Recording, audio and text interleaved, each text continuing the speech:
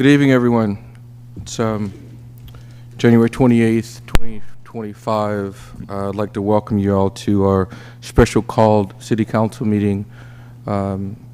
This evening we will be talking specifically about our sanitation waste ordinance. We do have a couple of other items of business to discuss tonight as well, but this meeting, as you recall, was scheduled specifically for the sanitation waste ordinance. So we look forward to having that discussion. Before we get into tonight's business, I do want to take note and speak very briefly, acknowledge that, as probably many of you know, today the Supreme Court of Georgia ruled in the case of White versus Mableton, which challenged our constitutionality as a city. And I'm ecstatic to say that that ruling was in our favor.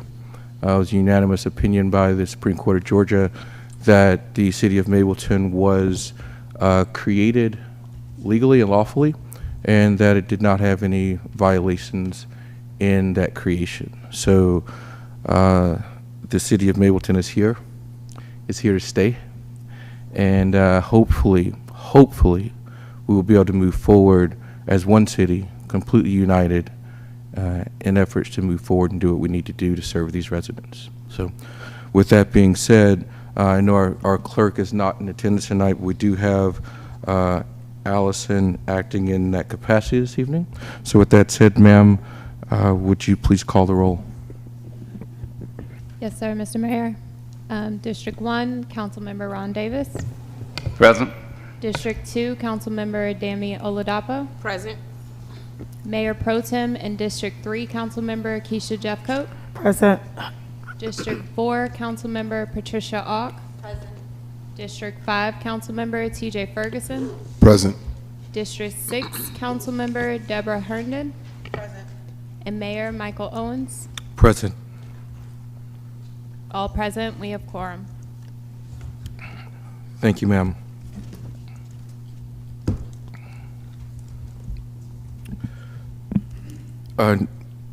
Councilman Davis, can you please lead us in invocation, sir?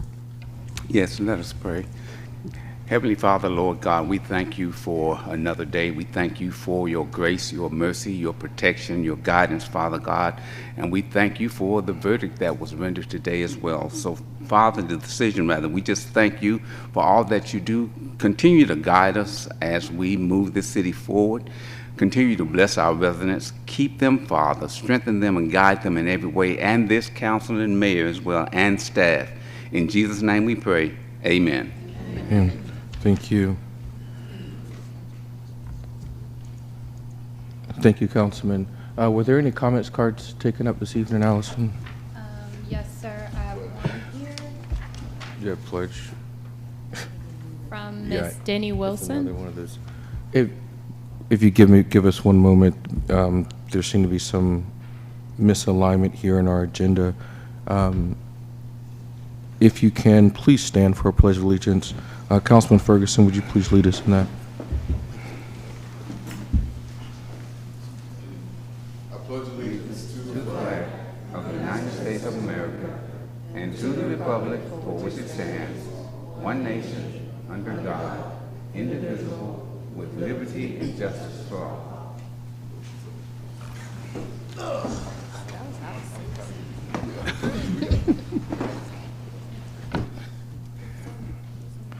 I'm going to ask y'all to bear with me a little bit. I'm sure you can tell from my voice I've been a little bit under the weather, but we're going to get through this tonight. So now, Ms. Allison, if you wouldn't mind announcing those that have filled out comment cards for tonight. Yes, sir. I have Miss Denny Wilson, and it's the only one that I have so far.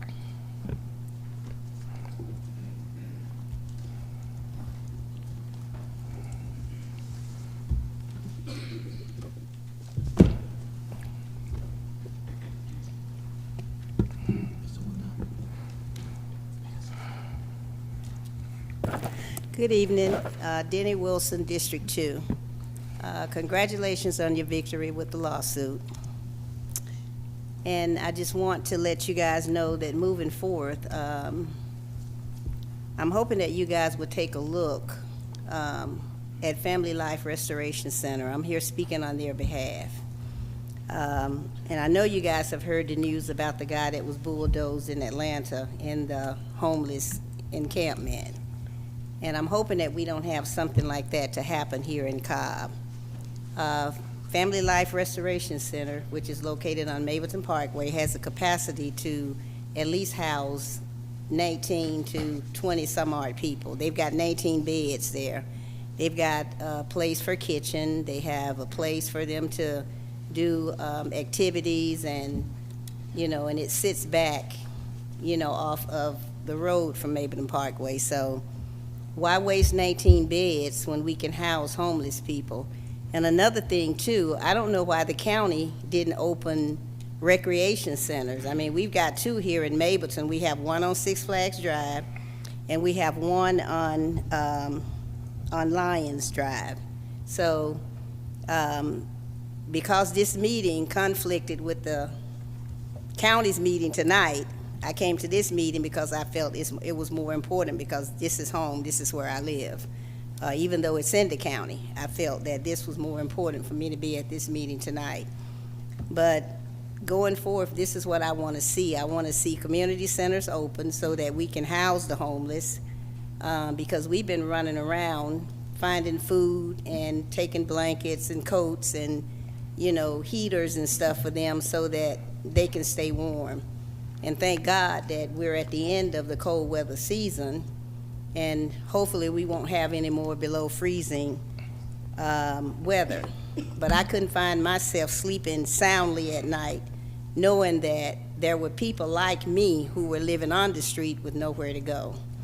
So I want the city to make sure that we take care of individuals like that, and of course, I'll be here to remind you. Thank you. Thank you, Ms. Wilson.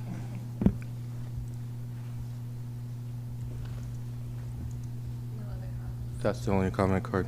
Okay, thank you.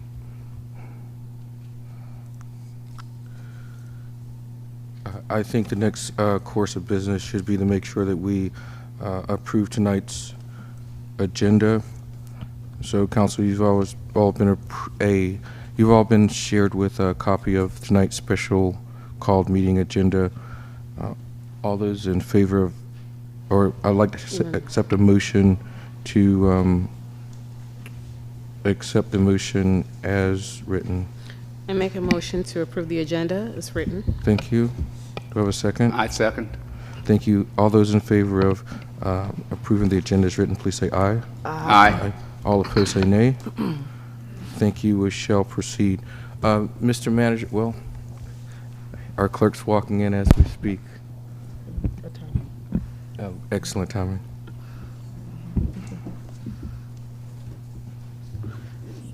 Good evening, Madam Attorney. She says, "Good evening, sir." Oh, hi, Mayor. Good evening. No, we understand. Thank you for joining us this evening. We are actually discussing the first item of new business, which is the consideration of a resolution providing notice of the city's intent to adopt the state fire standards. So Mayor and Council, this is a continuation of the fire service processes that were accomplished last meeting, and that was authorizing my office to give formal notice to the county of the city's intent to assume fire services through the IGA with the county. So now that that's been completed and that notice has gone out and the county has acknowledged receipt, the next step is notifying the state insurance commissioner's office that you intend to do this too. And this is just a checklist on a statutory requirement, or as a statutory requirement. So the request would be to approve the resolution. Is this the last piece of business related to that? Of the fire services? Yes. So we need to finalize the agreement. But following last meeting, I made some revisions to the agreement, and I advised the other cities as well as the county of the activities that the council had taken to date so that they could be up to speed. Mm-hmm. So now it's just a matter of finalizing the IGA. The IGA, Yeah. okay. But there's no other action that the council needs to take on this measure? Because we already have approval for the, or do we have to bring the IGA back?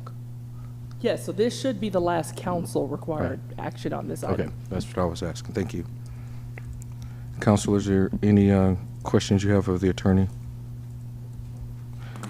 Hearing none, I'd like to go ahead and accept a motion to approve a resolution providing notice of the city's intent to adopt the state fire standards. I'd like to make a motion providing notice of city's intent to adopt state fire standards. Thank you. Do I have a second? Thank you. We'll go ahead and call the question. All those in favor of approving a resolution providing notice of the city's intent to adopt fire standards, please say aye. Aye. All opposed say nay. We have no opposition. The ayes have it. All right, next item of business is unfinished business. The first item up is the solid waste management of the City of Mableton Code of Ordinances. Is to establish procedure for the collection, disposal, and recycling of solid waste. This is, we've brought this up before to the council on the agenda. We decided we were going to move this meeting to today to specifically be able to talk about this. I just want to kind of start off by setting what the expectations and the goal for this ordinance is. The reason for this ordinance is a multitude of things. First and foremost is about being able to provide for the general welfare of the city and establishing a ordinance around waste disposal, recycling, as well as the beautification and other elements that exist within the city. As a background on this, we initially started this effort almost a year ago. In March of 2024, the initial framework of an ordinance that was based on Milton, Georgia, was put together and shared with the council, as well as an overview of what that would be. Those are the big thematic areas, I think, to talk about what we really want to encompass, and at that time started looking at other cities. To date, we've looked at over 20 different ordinances across Metro Atlanta. We engaged with the Trash Haulers Association of Cobb County going back almost a year now as well, to start to discuss about what this ordinance would look like.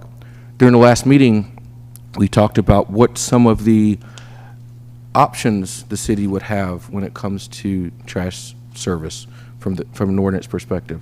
Again, looking at what other cities have done, it really boiled down to one of three options.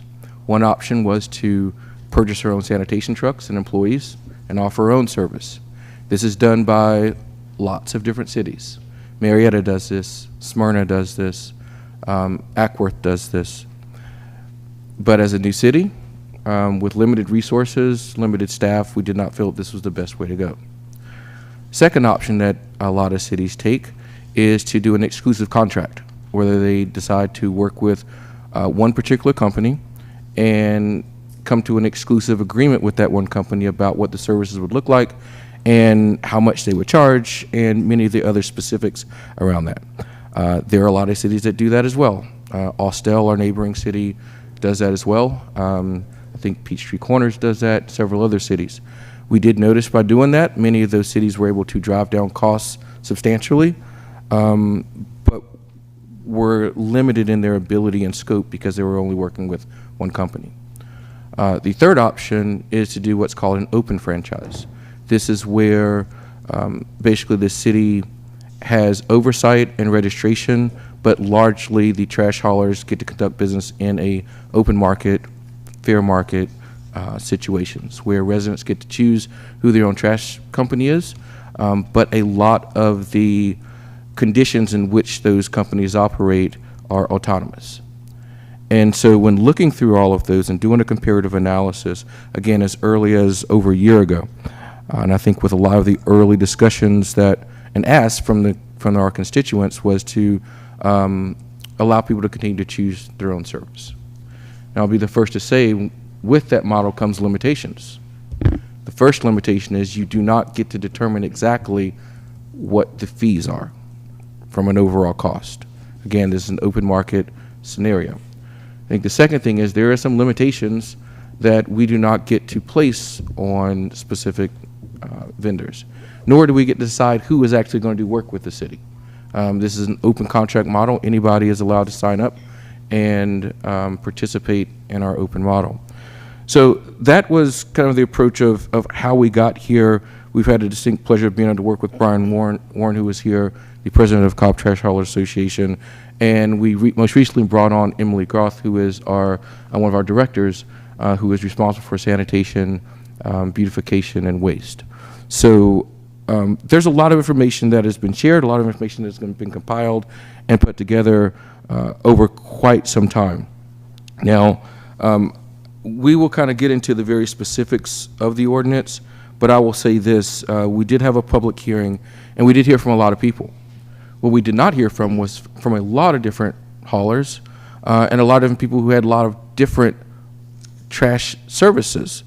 We largely heard from one particularly vendor and customers that they had, and we were able to hear from the Haulers Association, who I think has about 12 different companies currently in the association, who I would consider mostly small, medium haulers. We did have a large hauler in audience last time who did make himself known to me, but did not feel that the conversation warranted him saying anything on behalf of the company. So I want to make sure that everyone is clear that while there are a few companies that are speaking up, there are many more that are watching and that understand what's going on here. An early cry, and I'll reiterate this, was to keep our small haulers in business. Some have said we've over-prioritized keeping small haulers in business versus doing what's absolute best for the citizens. You could debate that. We won't get the absolute cheapest price by keeping an open market, but we will get competition. And competition, we do believe, will drive a fair value and focus on quality of service. So before we get into the specifics of the changes in the ordinance, I will say that we have heard what has been said. There has been changes made. I think there was over 20 different requests, not 25 requests, that were made and feedback that we took in and made changes. But I do want to set the stage on what we're actually looking at with this ordinance. Across the almost 20 different ordinances from different cities that we looked at, we were able to look at some that was very cost, or let's just call it like it is, very cheap, and some of those that were quite high. The city of Atlanta, that is right next door to us, charges $35.13 a month for their trash service. At least that's what's displayed on their website. Austell, who I mentioned earlier, is on the other side of us. They charge $20 a month. I will say that Austell only works with one specific vendor, and they've used that to drive that price down. What we've been able to do, though, is, and I just publicly want to say this, is that I think from the analysis that we've done, a fair target price would be about $26.92. That would put us about in the middle of the road. Now, I want to caution everyone, and remember again, the city of Mableton cannot determine what that price is. This is a target price. I would almost say a suggested price, just based on averaging out what most of the published costs of service are. And of course, we know they can vary, right? I mentioned before that costs can vary from one vendor to another, from one part of the county to another, one part of the metro area to another. But at a target price of $26.92, the EMF fee, and that's the environmental management fee, would be a total of what was initially put in our initial ordinance at 6.5%, would be $1.62 per household. If you take 50% of that for an EMF fee, we're talking 88 cents per household per month is what the environmental management fee would be. And what would that fee be used for? We don't have any very specific parts in this ordinance, but I can tell you a few things. The environmental management fee will be used for anti-littering efforts. That would go into ensuring that we are having more educational efforts or campaigns around anti-littering. supporting more of the people that actually are doing the work to clean up this city. We'll go towards actual trash cans. I don't know how many of you guys know how many trash cans we have in the city. City does not have any trash cans. So it's hard to talk about anti-littering when we literally don't have trash cans. We'll go towards cleanup initiatives. And I will say right now, I will give it up to all of you who go out on Saturday mornings and pick up trash across the city. It is admirable work. Our councilwoman here does it quite often. But we want to ensure that we are pushing past just going out and cleaning up on Saturday mornings. We want to focus on the systemic issues that we have with people littering in the first place. So a lot of efforts we want to put forth is making sure there are specific anti-littering efforts. Part of this fund will go towards citywide beautification.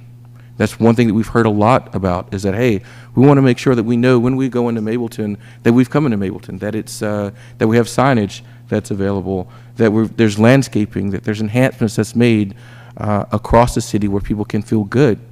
There's people who says, hey, the better people feel about a city, the less likely they are to actually litter in the first place.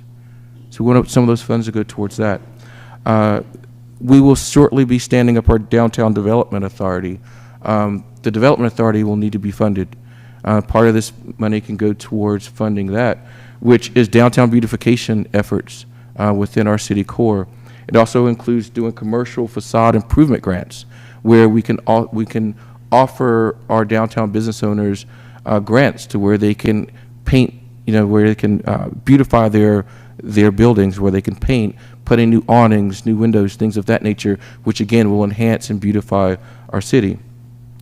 A portion of this funds will directly go towards Keep Mableton Beautiful, which will be an affiliate of Keep America Beautiful, which we've already been engaged with them about having this organization stood up. And again, many people who have been doing this work under Keep Cobb Beautiful will now have the opportunity to do that directly with us here in the city. Keep Mableton Beautiful will be a fantastic organization. It will help drive a lot of these other efforts we're talking about, including recycling, and hopefully moving us towards a more conscious, carbon neutral city. The last one I wanted to mention was just about towards Meet Mableton, which is our Visitor and Tourism Authority. Some of this funding will be able to go towards that as well, again, for additional beautification efforts. So when we do have visitors and tourists that are coming into Mableton, they can feel better about a more beautiful city. And I think the last thing I just want to say to that is, when we're going to talk about specific concessions that's been made into this, but we're still operating under a scenario where the city does have limited funds. We do not have a property tax in the city. Many of the other cities that are out there that have these fees have a city property tax as well as an environmental maintenance fee. So it's not like we are charging more than other cities in the totality. We actually are still much cheaper city to live in because we have not excised that option to utilize a property tax, so which as a whole keeps more money in the pockets of our citizens, which we all think is the right thing to do. So with that being said, I want to make sure that I give our council an opportunity to ask some specific questions. And Mr. Warren, as our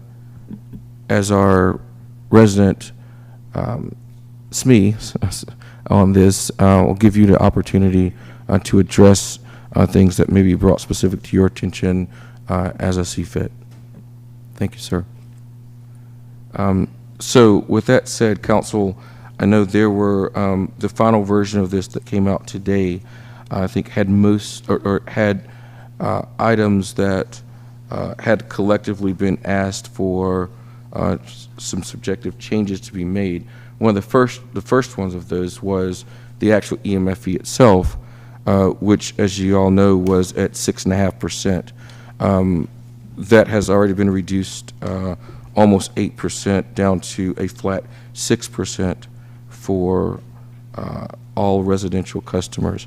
Is there anything specific or additional about that the council would like to discuss?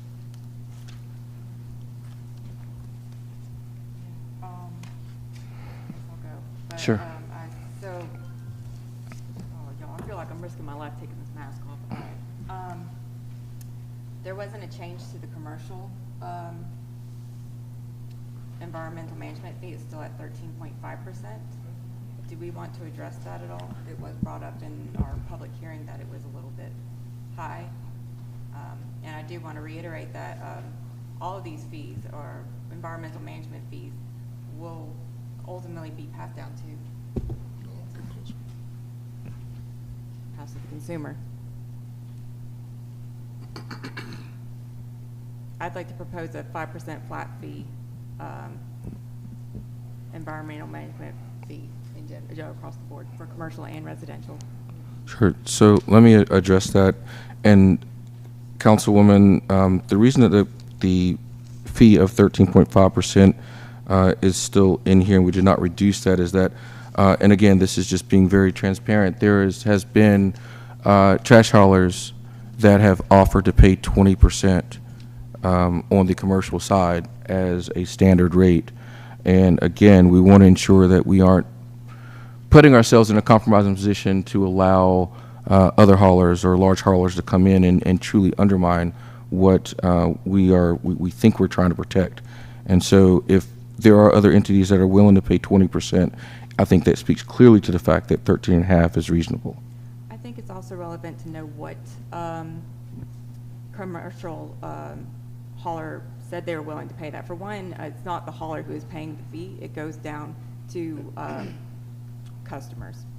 I also want to say if it was, well, I don't know if I want to call out any businesses by name, but it does matter if they have ownership of the transfer stations. No.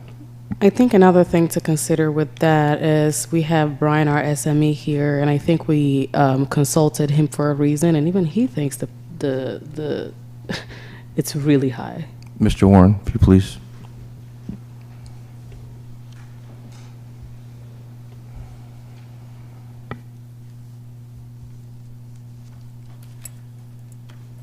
All right. Hello, everybody. I'm Wasting Brian. no time getting you up here, sir. Is it? Sorry, I'll get close. All right. So you want me to speak directly to the commercial? And the residential fee, if you don't mind. Yeah, the residential. I spoke with the mayor yesterday at length on some of these items, and you know, it got to express the opinion, my opinion, and those of our association and the Haulers Association. Mostly, we are made up of residential haulers. Some of our companies that are in the association do have commercial business as well. I'm not experienced in commercial with our company in particular, but yes, I do know that commercially, businesses are going to be already paying a lot more money for services compared to what the residential side is going to be, probably 400% more for monthly service than what a resident will pay. So it's even if it was at a lower percentage, if it was at 5%, that's still going to be a lot more money generated than what it would be on the residential side. And I don't know how many businesses there are in the city limits. I don't even know how many individual residential units there are in the city. So that's something that I think still needs to be discovered figured out. So basically, when we start, if this gets passed and voted in, that's some of the things that I wouldn't mind working with you guys on is identifying what kind of money you should be collecting, so to make sure that everybody's paying their fair share and that it's a fair playing field. But 13.5% is a good bit of money. In my opinion, it is rich, is what I said earlier. You know, but the mayor has a good point. If he's trying to, I can see both sides. So it's kind of difficult. It's a difficult area, but that's for you guys to decide. Is 13? Where can y'all agree? You know, what can you agree on? What do you think's reasonable? I was surprised that more businesses weren't here to speak last time at the public hearing, and I was surprised that there wasn't any commercial haulers here that would be willing to speak on the matter as well. So it's a long answer. Probably didn't help much, but I agree that it's high, but it is a lot lower than 20%, like the mayor said, so. Mr. Mayor, we do have a commercial hall here that would speak, if you would like. Indeed.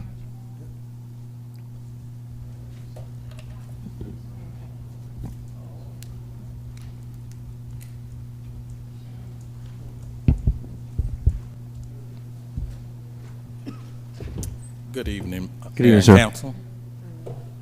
My name is Alan Owens, and I represent Waste Management. To the point where commercial haulers, actually 13% isn't bad. We are in multiple communities, and it's between really 15 and 20 that most businesses, and they use those funds for their communities. So as a commercial hauler, again, if most cities or municipalities probably don't do it, again, it's probably hard because you're missing out on some funds. So from a, again, commercial standpoint, and that includes the amount of businesses, and it's quite a bit that you can just go right up and down Veterans Memorial and see all the businesses that have commercial service. Mr. Owens, is it fair to say that this, the cost is passed down to the consumer?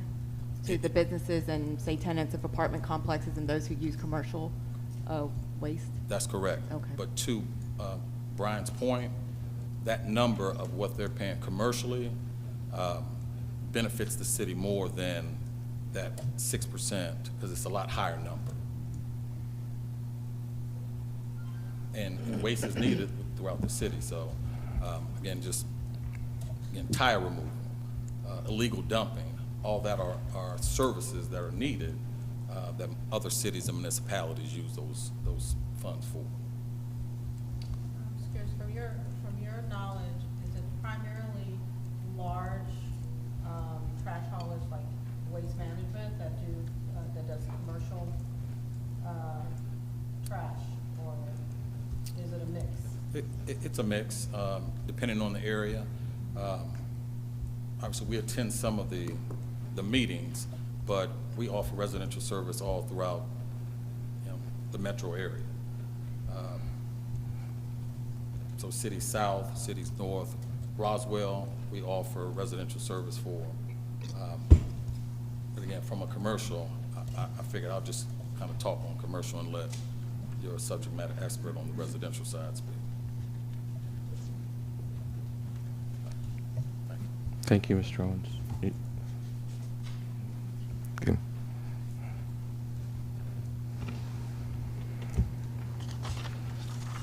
I have a general question. Have we done any numbers in terms of how much it would cost as a city for us to manage waste? What our fees, because we're collecting these fees and saying that we're using it, for certain things, but I'm just curious, do we have numbers just generally, if we charge those percentages, how does that fall in line with what we're trying to do and what the cost would be for something like that? What the cost would be for? Yeah, so for what the fees are collected for. So, the sustainability, the beautification, and what you said that we're going to be using the fees for. Do we have general numbers in terms of what it would cost for a city of this size? So, I guess the short answer to that is no, only because the programs can be as robust as we want them to be. Right? I think as a city of 80,000 people and everything that we need to do across all those efforts I mentioned before, that is, that will be what Emily and others will determine as far as how much programming we can put in. I think if there's a question so that was your question as to how much money will it cost to do those programming? Yeah, I'm just curious, because we're focusing on a higher end of fees, and I was assuming that because we are wanting to collect higher fees, that there are higher numbers, for what it is that our goal and objective is. And so I was just generally asking, did we even have like a range in terms of how much it would cost for the items that we're trying to accomplish with the fees that we're raising. Yes, and I will say again, that is to the kind of nth degree, depending on how robust we want to make that programming. So as much money is generated through the EMF is the amount of money that we can put towards programming that we need. So it will really come down to a budgeting perspective. We have sorted this out to, 10% to anti-littering, 15% to keep Mableton beautiful. Those, the percentage of those can be adjusted as necessary based on those needs. But we have done a comparative analysis with that, and that was in the comparative analysis I sent out like the weekend before our last meeting that basically said how much money would potentially be generated through this based on an adoption rate. And I think the adoption rate was somewhere around 70%. And I based it off numbers that I could find from other cities to determine, this is something we'll talk about in a few minutes, but I take City of Ackworth for an example. The City of Ackworth has about 6,000 customers. Now, they have their own trash service, their own trucks, their own employees, and they have about 6,000 households they service.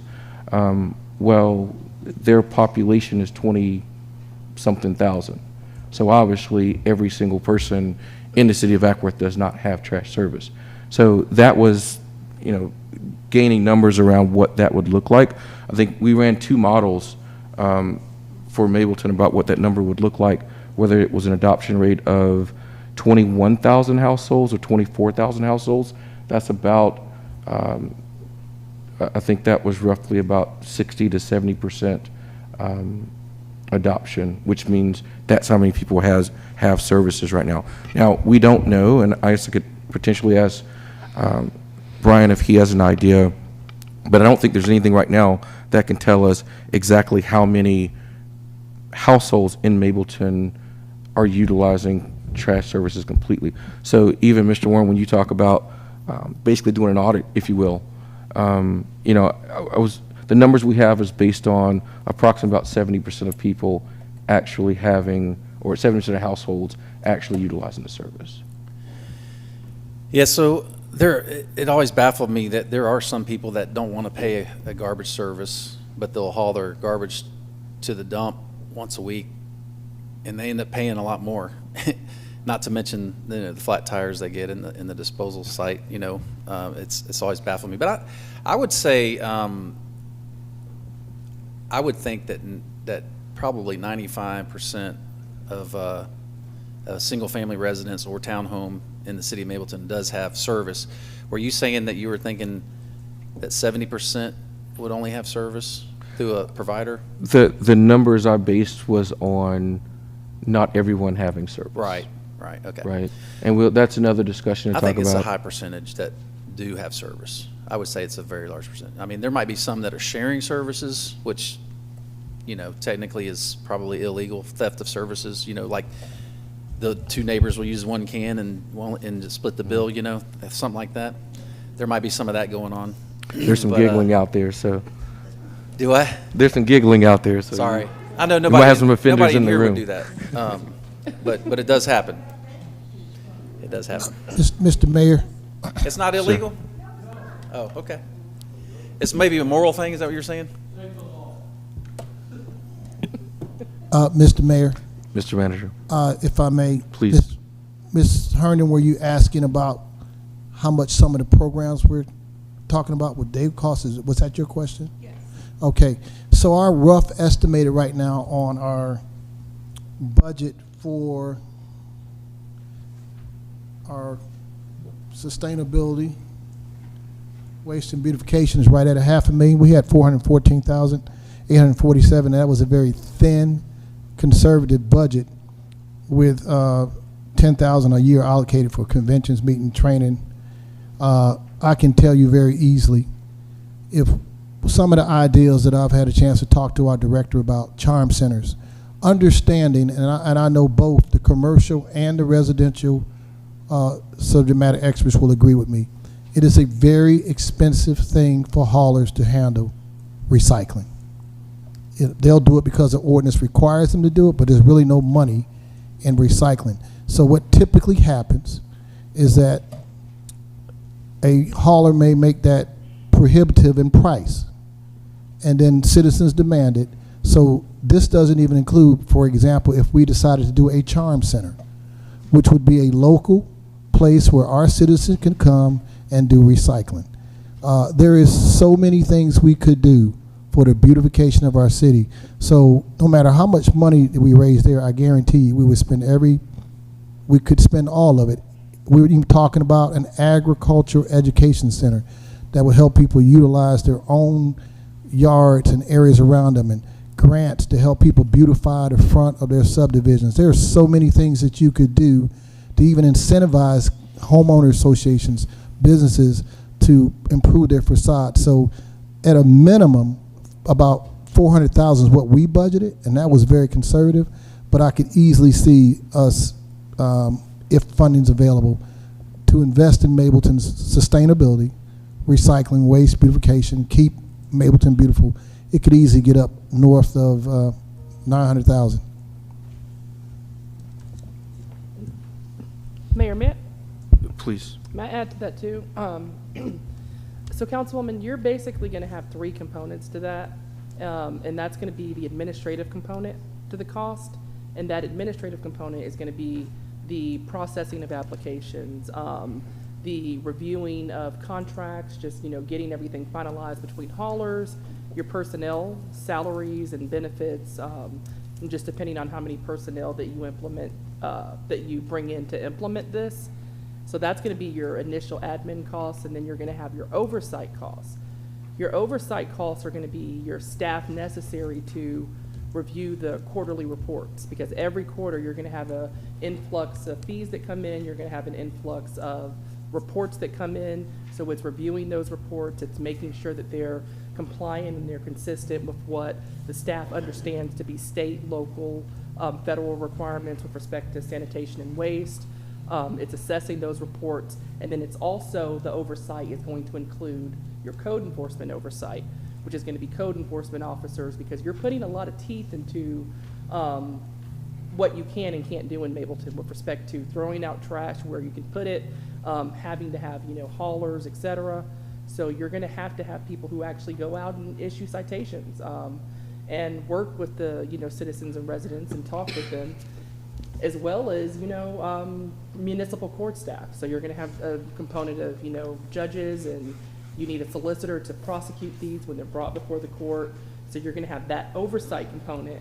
And then the third component will be just depending on, and it's what the mayor referenced earlier, depending on how robust you want the waste management to be. That will include branding, like putting out trash cans throughout the city, next to maybe bus stops. And a lot of times you can work with MARTA, and they'll actually help, some of those costs. But just depending on how robust you want to be, just having, amnesty days, or, just better visibility as to where you can actually put trash within Mableton. And then the city potentially using some of those fees to privately, well, not privately, but for the city to enter into its own contract with one of the servicers to go and now service those trash cans that you put out.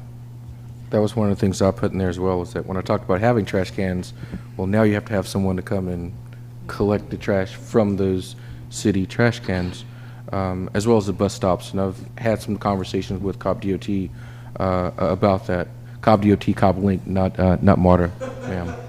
Just want to put that out there before someone else said something. Just want to make that point clear. Yeah, your Cobb Transit. Yeah, you do have Cobb Transit that comes through. But I'm sorry, I represent multiple cities, and Cobb is one of the few cities that doesn't have MARTA coming in and out the street. So everyone's smiling. So, Councilwoman Herndon, want to make sure that all of your concerns and questions were addressed.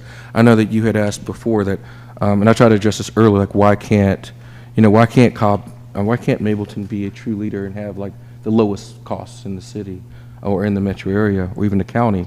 And that is truly because we can't dictate that final cost.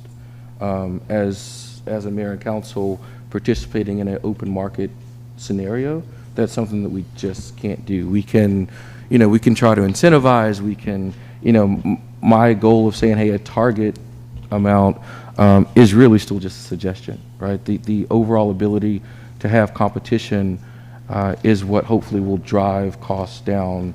But unless we have the trucks ourselves, or unless we go to to one vendor, there's no way we can drive that cost, as much as sure will be great. But that's not feasible for us to be able to do.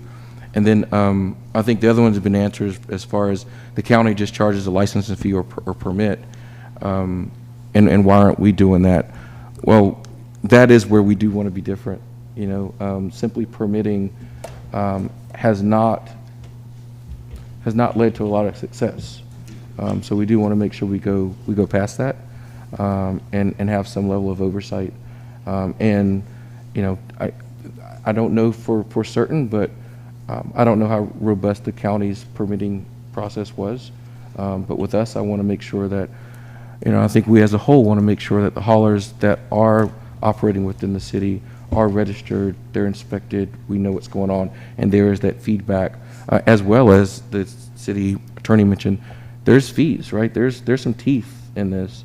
I mean, ultimately it'll be decided by our municipal judge, but there's teeth in this actually with violation fees.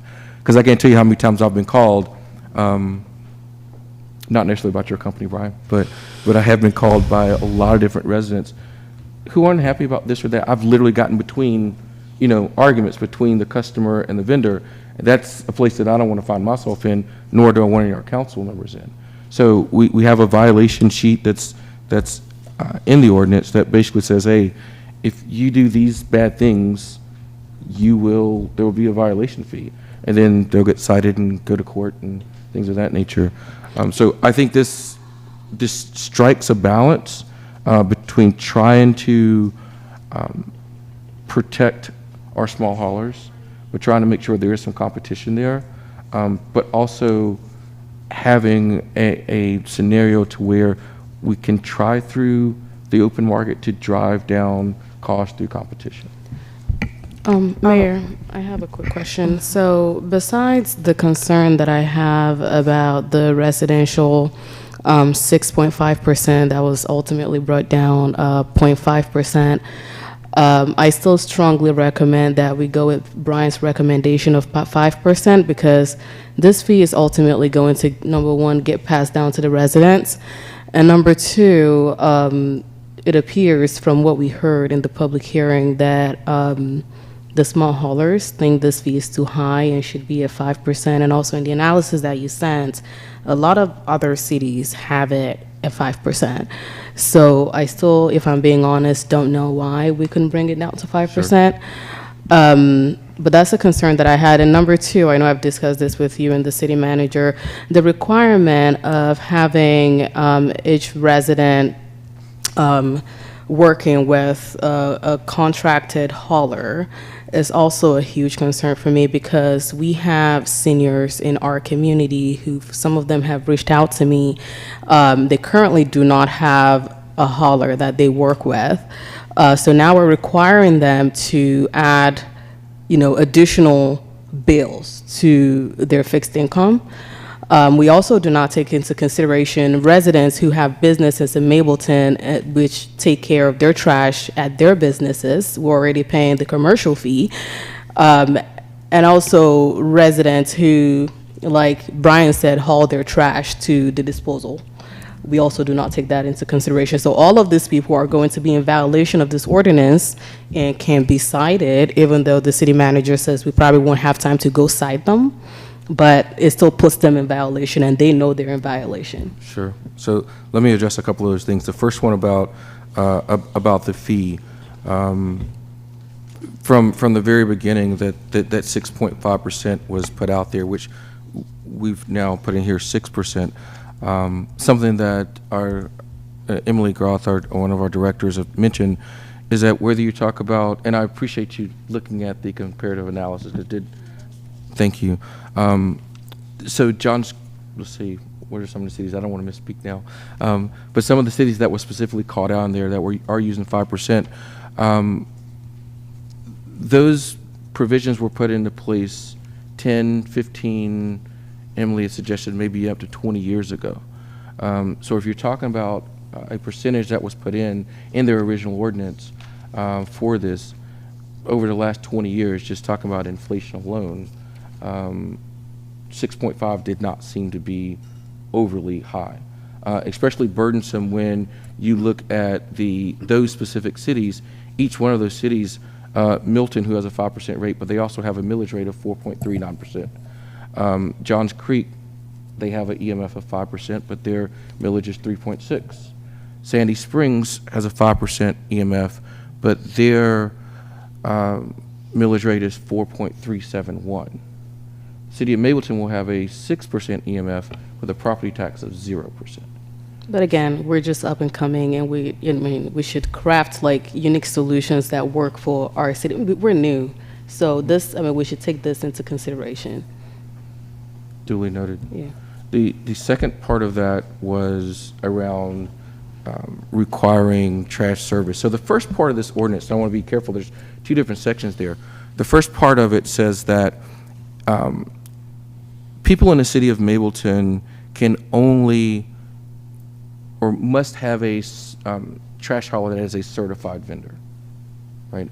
So the first part of that is basically meant to protect our registered vendors, our vendors that have been registered and have a decal to actually do business in the city. So that first part, that's what that's about. It's about making sure that we don't have vendors that have not gone through our process out here operating our streets. That's the first part, which I think that is duly valid to stay, because that should be there.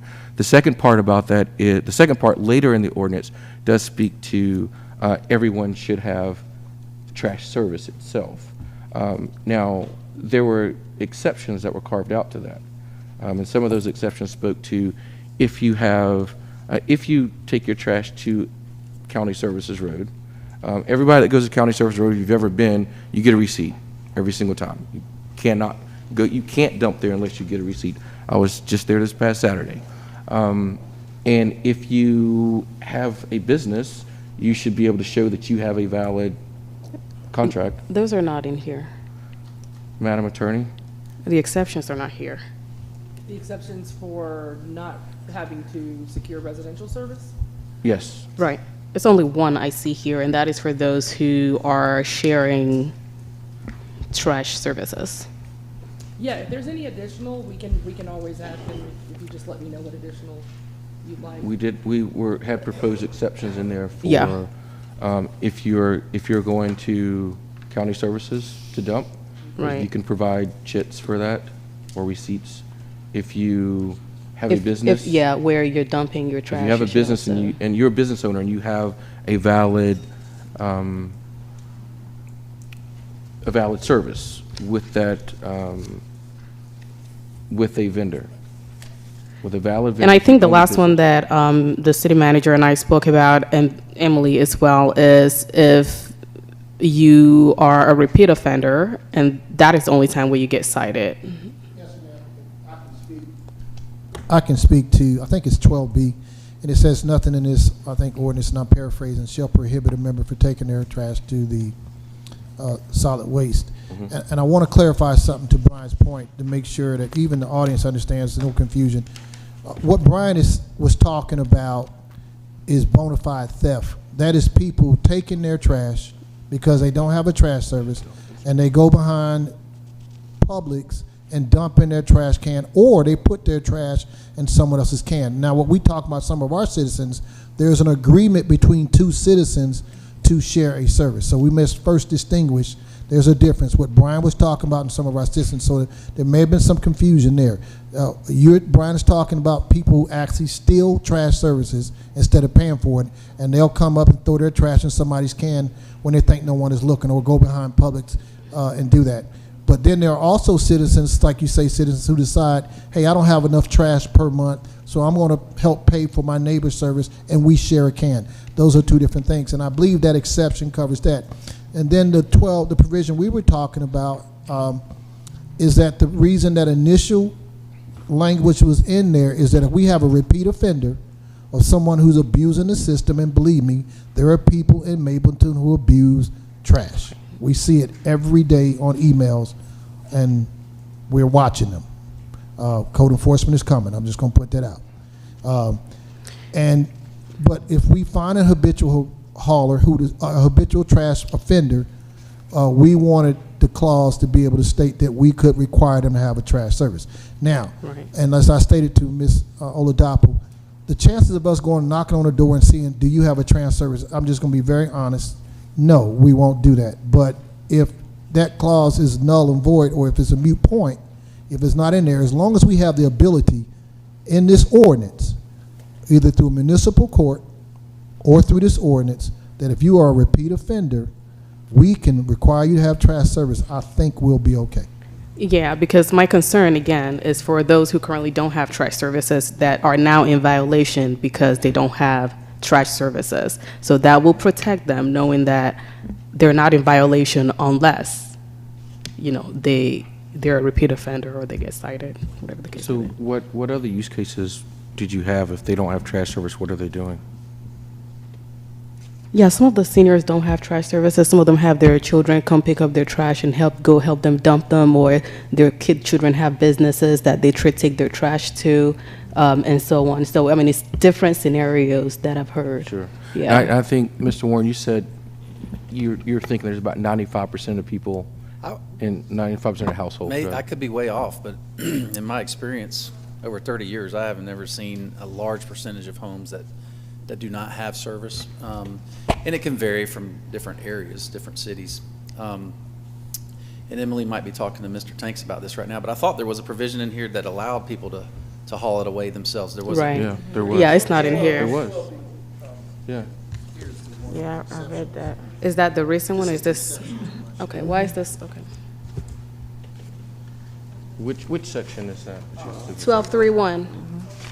1239 is the one that says there shall be nothing in this ordinance that prohibits, and then the exception is 1231. So there's Section 12. only one exception here that I see about those who are sharing collection services. It So says, it doesn't- nothing it doesn't in this chapter shall prohibit persons from disposing of their own solid waste. Prohibited that all solid waste is bagged, tied, and contained and covered when transporting for disposal. Okay, and it's missing the business, those who have a Does business and. it need it? I don't know that it needs it the way this is currently written. It says, nothing in this chapter shall prohibit persons from disposing of their own solid waste. I mean, proposing that the disposal is legal, right? And it's not, as long as it's Hazmat. legal, which would mean if you have a service, if you're a business owner and you have a commercial service, as long as that commercial provider allows you to put your own waste in there, I think that would be fine. The county obviously wouldn't mind if you're going to county services to dump trash, so I don't know that another provision needs to be put in there for that. And Ms. Oladapo, yours is covered under 1231. Okay, so it sounds like That's the exception you, right there. at least, some council members do not want to make residential a requirement. Is that correct? Because right now it's written, it's a requirement. I want people yeah. to have, I mean, you can't not have trash with the alternative. There has to be some way to take trash to be lawfully dumped Somewhere. in a landfill, not behind the woods or in the ditch or on Lloyd Road or wherever you see it. So you want to allow them to have trash so long as it is with a residential trash provider? Yes, as long as they can haul trash to dump themselves, and they can share, and if they have businesses, they can dump trash through those businesses, I think we should pick a. So, So I mean, you would in my allow opinion, that? there's two different, you have to have a certified hauler, first of all. You can't go out and just find some hauler that is not certified Of in the course. city. Correct. And then you don't necessarily have to have service if you are compliant with, what is it, 1231? Now, that other subsection, that just says that 1239. you can dump your own trash You outside can the dump your own hauler. trash. Yes. So that doesn't say that you're exempt from having a hauler, it just says that, for clarity, I mean, So you y- can take your own trash. So you need to have a hauler, but and then still you have can to have a still, hauler. okay, yeah, that's. So if that's- you do not want to have a hauler requirement, then I need to put that in the exceptions. And it sounds like you're saying that some people do not have, or you're proposing that some people not have a hauler requirement if they take their own trash to a dump. Because, yeah, that's what I've heard. And I would be careful, Mr. Oladup. I think the exception that you wanted is clearly stated in 12.3.1. The one that you wanted is been stated in 12.3.1, if you would read that. Are you talking about the exception residents may meet the requirement? Yeah. Well, that's Yeah. if you share a camper. Yes, exactly. That's what she wanted. She may have had some neighbors that share services. And Yeah, that's the provision we put in there last time. That's 12.3.1, that by executing and returning to the city a sworn affidavit on a form provided by the city attesting that they share collection services with no more than one resident who contracts directly with the solid waste hauler in the city.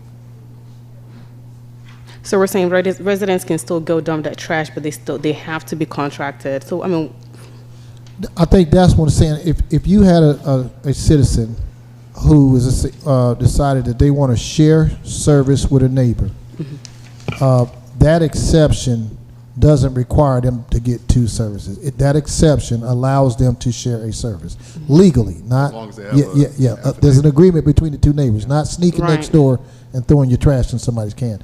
And so that exception is one you talked about. I think you had some concerns. Some of your citizens, constituents who are senior, said that they share service because they don't have as much trash. That exception handles that. but there's no exception in here that says they don't need to have a For trash all service people? if they go dump their trash, or if they have a business that is contracted with a licensed hauler that they dump their residential services through. That exception is not in here. Yeah, I think she's correct. I'm sorry, can you say that one more time? There is no exception for those who want to go dump their trash by themselves, for them not to have a contract with a licensed hauler. So we're saying they have to have a hauler, even though they go dump their trash themselves to save money and be economical. We're still saying they need to be be contracted. Question, right, is if they're stockpiling garbage in the backyard or doing something that's problematic, we're not asking people to show their trash papers, like, randomly. No, if they stockpile their trash in the backyard, code enforcement is going to cite them. Right. And then what we want is that ability then to require that habitual offender to have a trash service. Yeah, so are we trying to solve for a problem that doesn't exist? And the reason I say that, Councilwoman, is that how is the city going to know that they're in violation? So we could have an exception that says for them to be able to go dump their trash themselves without having to be contracted with a hauler. Because we have a lot of people who do that. And I think what the mayor is saying, Ms. Oladup, and you and I already discussed this, chances are we're not coming to cite them because they don't have a trash problem. They've hauled their trash to the dump. We won't see the trash. Our code enforcement won't see a junky yard with trash in the back, stockpile, and therefore chances are, and I'm pretty, not even chances, high probability, we won't be enforcing a requirement to have a trash service as long as you're not in violation. I think that's what the mayor's saying, but I think you'd rather have it spelled out, and I think that's the discussion here. And Ms. Auk, you were contributing to that point. Yeah, we're all set. If they don't have a trash service and they're violators, then what? Yeah. So to repeat, if they don't have it, if we don't require trash service and we have violators, then what's that due course of action? And they get cited for violation. What violation? And then we require them, for littering. Yeah, you would get cited for littering or trashing your yard. It'd be hard for me to cite you for not having trash service because I can't tell if you don't have trash service if you are moving your trash. If I come up to your house, clean house, yard, and you don't have a trash can, we wouldn't cite that. I understand what you're asking, but I think the mayor's making that point. Yeah, I would say this. I think Brian had said that he feels pretty strongly that 95% or so of the households in the city have it. I think if we would have the other exceptions that you've mentioned under this same clause, right? Then wouldn't that go to resolve that? We already have one exemption in here. If we could just add to those exemptions. I mean, wait, it seems to me like you said, we're trying to solve for a problem that we don't really have. If at the end of the day, we pass this ordinance and somebody calls in and calls to talk to our sustainability, waste and beautification team, if they need an exemption that we don't have in here, then a decision needs to be made at that point. But it doesn't seem like right now we have an issue with people that are going to violate this ordinance in this way. So there should be some level of citizens can call into the sustainability waste beautification team, ask for an exemption, ask for an exception. This is the reason. They get the affidavit. That's the conversation.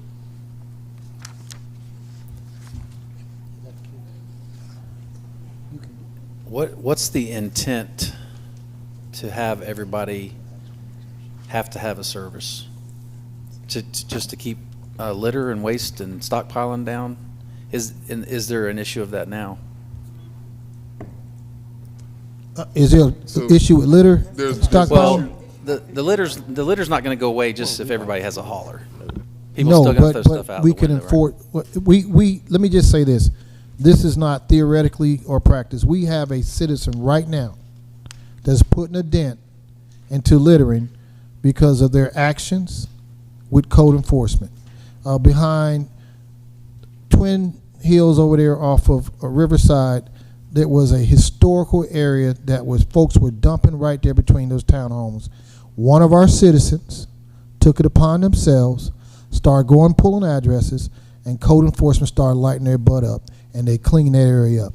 Good. So there is a litter issue, and enforcement is a way you can address it. And so, yes, an ordinance should have enough strength in it, whether it be code enforcement or not, that if we find violators, we can hit them with the book. Yeah, but, and that's a great point. Those people that were doing that, it wasn't the elderly. It wasn't, the options that were presented. Right. So that's what I'm saying. At the end of the day, we just kind of say that sustainability waste, if somebody has an issue, they call into that group, and then we see what the issue is. And if we need to update the ordinance, we need to update the ordinance. So the one thing that I do want to get into, though, is the 1232.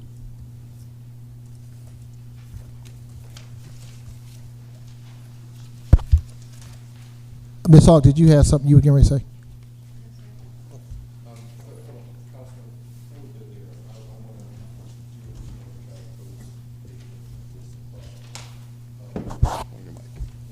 Sorry, I was just saying, before we go forward with that, I want to make sure we kind of close the discussion on this previous item we were just talking about, because it seems to be two pathways forward on that. Either we do not require everyone to have trash service, or we require them to have service, and we add the additional exceptions that Councilwoman mentioned. And I'm not strongly one way or the other. I could see, since we already have one exception in there, potentially just adding the other two exceptions in there. But I will allow our city attorney to speak on this. Yeah, so the 12332, it just requires the resident to show proof. Not there yet. No, we're trying to 1231. wrap up. Yeah, Okay. yeah. So what's being proposed here is that we basically just add additional exceptions to cover the use cases that Councilwoman Oladapo had mentioned. And that is, if you were taking your trash to The county dump, The county. service dump, Shouldn't call it county there's dump. an exception for that. yes. And that if you are a business owner that has a commercial service, that you could utilize that, like basically you could take your own home trash and utilize the commercial service. as long as that To your commercial business to provider dispose. was And okay I with think that. you added in the mayor that we would have the right to have proof of dump. Absolutely, yes. Because if I got tires in my backyard and I come and get you, and I said you need to clean them up, in 10 days I come back, your tires are gone, I don't You know can where you show put where them they until went. I can see that dump ticket. Correct. And I would keep in mind too, the percentage of people who dump in commercial establishments and, you know, behind the Publixes, whatnot, you're never going to know who they are. You may occasionally find one or two of them, like with the other cities we represent, we actually send people to go through the garbage and look for, you know, names within the Right. garbage. But for the most part, you're gonna have a couple people who do that. The majority of people are just gonna dump either in someone else's dumpster. So you're, from a realistic standpoint, you're not gonna know who those illegal dumpers are unless you actually require service. So I just wanted to let you know that, just from a logistic standpoint. Understood. Thank you. Okay, Councilman Ferguson, you please bring back up your comment. I believe that this is along the same lines because it's a matter of us being able to verify, validate. The section that, what is it, 1232. 1232, that talks about the disabled persons. We're telling citizens that in order for you to get non-curbside service, you have to go to the doctor to get a certification letter and present it to the city. Not exactly. What we are doing is we're ensuring that every hauler in the city has to provide service for disabled people. So this is us going above and beyond right now, because there could be haulers that simply decide they're not going to offer off the curb service, period. And you're just not going to get our business if you don't. What we're saying is every hauler that operates in our city has to serve disabled people. Now, in order to do that, you have to be able to prove to some extent that you are disabled, at least within the confines that we're establishing here. But we're also not saying you have to be disabled in order to get off the curb or backyard or garage service. Most haulers or many haulers offer that as what we call a Cadillac service, right? If you want platinum service, you can get it. And again, that's up to the hauler as if they want to offer that. But what we're saying is if you're going to operate in the city of Mableton, you will not be able to discriminate against disabled people. You will have to provide them service. And but to ensure that, there is a level of validation through that sworn affidavit that they have to provide.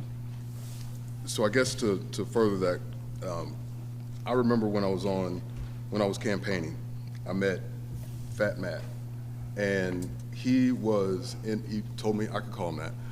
He was in a Government name, wheelchair. please. Say again? Government name, please. I don't, no. He was in a wheelchair, and he had his wife that lived with him. So he was disabled. She's not disabled, but she is elderly. So in this situation, he wouldn't be able to apply, they wouldn't be able to apply for this disabled persons because there's somebody else in the house. So I guess what I'm trying to say is the way that it seems to be written excludes some people from getting it who already have it. And Well, I think to fix that, what we can do is we can put that haulers shall not be required to enforce this. So this is basically to protect haulers because we are mandating if they're disabled, you have to give them this service.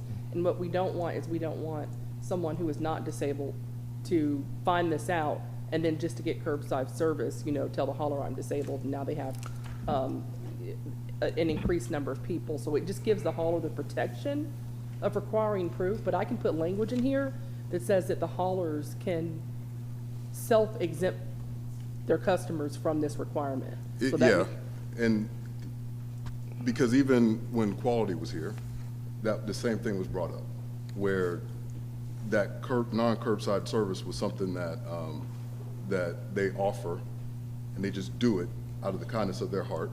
So we're restricting that ability with this, it seems. I don't think we are. I mean, that's up to a hauler, and I'll let Brian speak to that, but that's part of the open market, that if they choose to, I mean, every single hauler, and I think we had another hauler that spoke to the fact that every single senior they have, they provide that service to. But Brian, I'll let you. Well, the way I was interpreting it is that, like you said, a hauler could not discriminate against somebody who's disabled.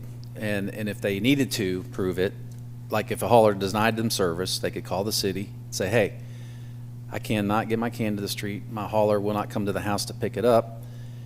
I can prove to you that I'm disabled. And then the city says, okay, hauler, you have to offer them service at their house. However, I also interpreted that the hauler can set special rules if need be, which would be an extra charge. And like the mayor said a minute ago, you don't have to be disabled to have service at your house. You can have any reason you want. You can say they could be out of town on garbage day every week for travel, and they might have service at their house. They could have, maybe they just don't want to remember what garbage day it is, and just so we have hundreds of customers that pay us to pick up garbage at their home just because, and they don't mind paying extra for it, but there comes with an extra charge. And that would be my only concern in this ordinance, is if the hauler was made to give at-house service or backdoor service. Let's say that, a big, steep, long driveway that we were made to go up there to get it and not have the ability to be compensated for that. That would be the only concern that I would have from the hauler standpoint. But the way I interpret it is to protect a disabled Mableton citizen, and so that they could be serviced if they could not get it to the curb. But I see your point too, is maybe the wife couldn't legally be claimed that she was disabled, but yet she's elderly and maybe she can't bring it to the street. But they have a situation going on right now that they're getting their garbage taken care of, so I don't think this would change any of that, in my opinion.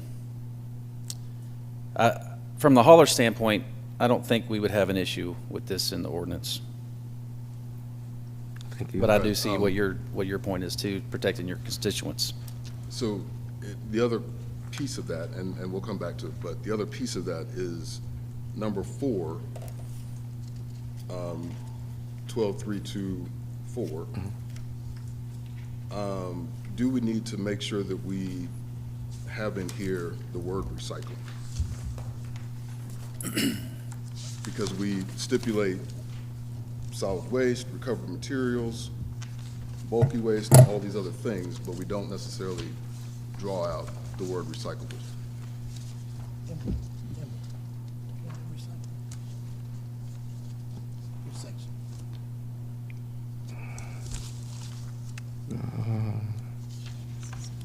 Because when you look at You just want me to add the word recyclables there? the definition for solid waste, So Councilman, are you Does proposing not just to add the word include recyclables to that subsection 4? yes. Okay. Mr. Mayor, Sir.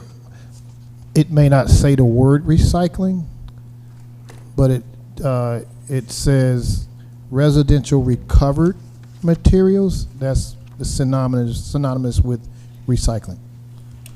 Residential recovered materials? Yes. Now, if you just want to put recyclables in there, that's just, but just to let Mr. Ferguson know, it was included.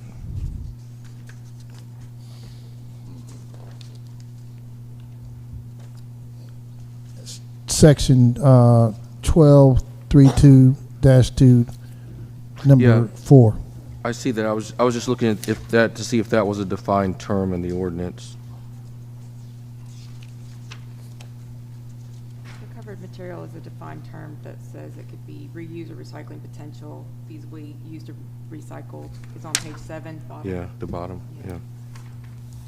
So I think, Councilman Ferguson, that does address that. He uses the term recovered material, yeah, instead of recycle. I do have a couple other questions about this ordinance, but I don't want to go into. I just want to make sure Councilman Ferguson is, are you? Yeah, this will be a off-topic conversation, because we need to be consistent with the definitions. But this is just. Well, both definitions are laid out in the definition section. So, I mean, I understand it's about going back and forth, but since both definitions or since both terms are defined, then that's not a moot point, but they are defined. Mr. Mayor, Yes. I know you're going down and entertaining each one of the council. Ms. Herndon had a question that I don't know if it ever fully got addressed. Earlier, you're saying? Yes, about, I know that you wanted to. I thought you were reading the question that I had in my mind right now. No, ma'am. But at the appropriate time, though, I don't mind. She was talking about why not do what Cobb is doing, and I wanted to explain the difference between permitted and what we're doing. But I can do that after I know Ms. Auk has got questions on the table, Yes. and Ms. Ferguson. So when your time allows, I can come back and address that initial point. Okay. All right, Councilwoman. Yes, please. Okay, I just want clarification in as few words as possible, preferably. So on page 14, section 1225, 1B, it discusses a surcharge fee of $1 per ton of construction, inert waste, what's disposal facilities? So we don't have any transfer facilities in Mableton, correct? We do. We do? Yes. We have one on Lee Road. It's a Republic Services transfer Okay, station. so this would apply to that? Yes. And would it also apply to inert landfills? I don't know that answer, but I do know that we have a Yeah, disposal right. facility. Okay, that's what I was asking about that. Something I would want to know. And then,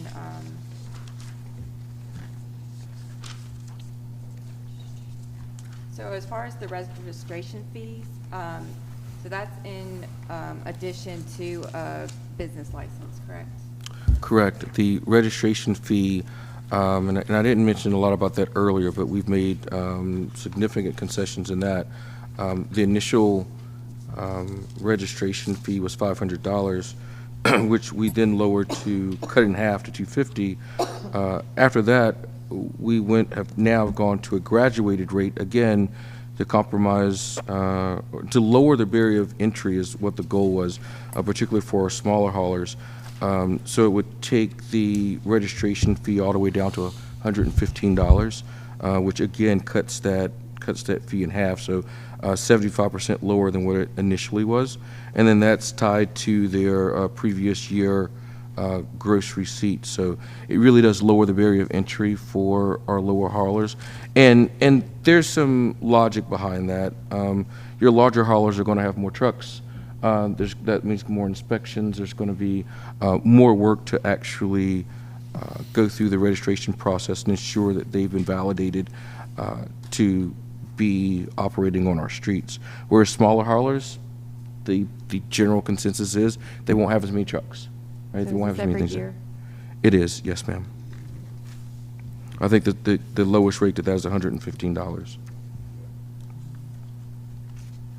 And again, that's down from the $500 that was initially proposed. And as far as decals and stuff, is that also every single year? Yes, that is every single year, and that's been reduced, I think, down to $25 per vehicle from $75.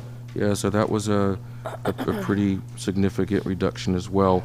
And the decal fee, and there are other cities that have this in their ordinance as well, is simply to make sure that when you see a vehicle operating extra to the provision we just mentioned, right, to know that when there's a truck operating in our city that we know has had the requisite onboarding, has had the inspection, and they're actually registered to be operating on our streets. Now, from a code enforcement standpoint, that's a whole different scenario. I know, Brian, we even talked about that a little bit. But my expectation or understanding that if there is a hauler that's operating and are being observed as collecting trash, that if there's a code enforcement officer that sees them and they don't have a decal, they will be stopped. So we don't want that to happen. So that's part of the decal. So we recognize, and even I think you made some comment about that. So we did reduce that cost down pretty significantly. Yeah, I appreciate that. That's good. Councilwoman, any other questions for Councilman Hawk? Sorry. Mr. Warren, do these fees seem reasonable for a yearly expense? They do. You know, it's the cost of doing business. I mean, it's just another it's more expenses, but, we as the association are happy to do what we can to comply as best we can. We're happy that you chose option 3 out of the 3 scenarios that you pointed out at the beginning. We're happy to do whatever we can to work with you to make it work for the city and to make it work for the citizens and also for our own businesses. So there's been a lot of concessions made, and we are grateful. We have done a lot of massaging, as I mentioned in the first or when we first talked about it in the public hearing. So there has been a lot of things that have changed. So we're grateful for it.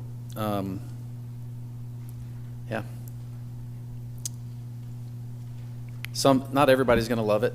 It's just people don't like change. But I think in the long run, once things are moving along, that people will get used to it, and it'll be good. It'll be a good thing.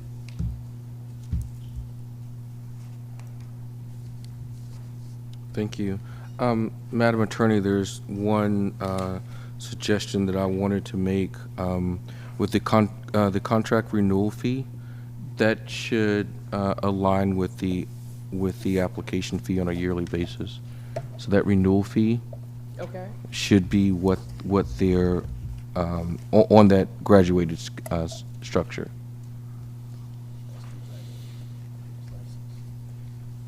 So if you could just give me one moment, Mayor. Sure.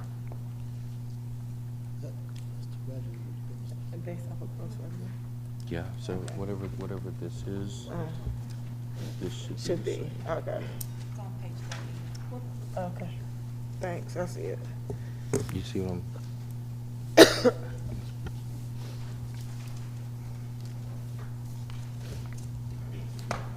Okay, and I get what you're saying, Mayor, just align the contract renewal fee with the application fee. Correct, So that yes. instead of $250, if you paid, I think the first one's like $115, if you paid that initially, you would pay Correct. that amount.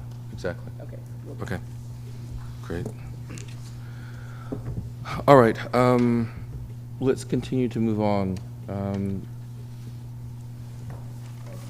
Yes. Yeah. Oh, yes, please. This is just a general overall. And then we'll go there. So we've received emails from constituents expressing concern about what appears to be the lack of focus on sustainability and recycling. There's been some concern about what appears to be a lack of focus on dumping of large, bulky items, and how the city's going to address that. Mhm. There's been some questions about, the application of penalties for people who don't, follow the rules, and how that's going to be handled. And also, there was a question about burning of trash and how the city's going to handle that. So I just want to ask generally, at what point, I know we can't put every single thing in our ordinance, but at what point will there be something addressing, like the details for these types of things, so that Sure. citizens know That's in the what we're gonna procedure. do with respect to those categories? Yeah. So I'll take a quick stab at that. And that was something Brian Weaven talked about, just today. And you've all heard me talk about it a little bit before about a greener, cleaner, healthier Mableton, right? A lot of this, the execution you will see in the actual application of the programming that we're going to do, not necessarily the ordinance. But there are some things we do in there. I mean, first and foremost, it may be talk, but littering will be illegal in the city of Mableton, right? There's things that we put in here around waste pickup, requiring recycling from all the haulers, right? Which obviously helps with that. Putting some protections around construction site waste control, which we've all seen issues with that before. We literally have violations in there now around entities handling that. So there is, and I had sent this out before, it's literally called Cleaner, Greener Mableton is the document. So I've sent that to you guys internally. You have this document. It's called A Bold Step Towards a Cleaner, Greener Future. Even in this ordinance, we offer an incentive for haulers who are utilizing electric vehicles or alternative fuels to try to push towards that direction. One of the things that I really stressed a couple of meetings ago was around documentation, when we had the discussion on documentation, because I know that us capturing documentation around what the haulers are doing are putting us in a better place to be able to drive more environmental sustainable practices. If we don't have that documentation, we can't do that. So, you know, when we talked about waste diversion rates, recycling rates, carbon emissions, if we're not collecting that data, then we're not able to really drive towards that. So, you know, those reports to me is really important, along with the reporting we have to do to the state. But I think the biggest thing is, to this councilwoman, is the program we'll be able to put in place. I also did mention early on, back as early as March of last year, that we would look at doing 2 amnesty days, one in the spring and one in the fall. Now, it's not spelled out in here. Again, that's kind of back to programming, but that's where we will get with potentially a hauler association, potentially some specific haulers, and determine how we're going to carry that out. I ran some numbers on that. That can get quite expensive, depending on how we do it. If we have, you can just pick up the phone and call a number and say, I've got a refrigerator, you know, or I've got a couch that needs to be picked up.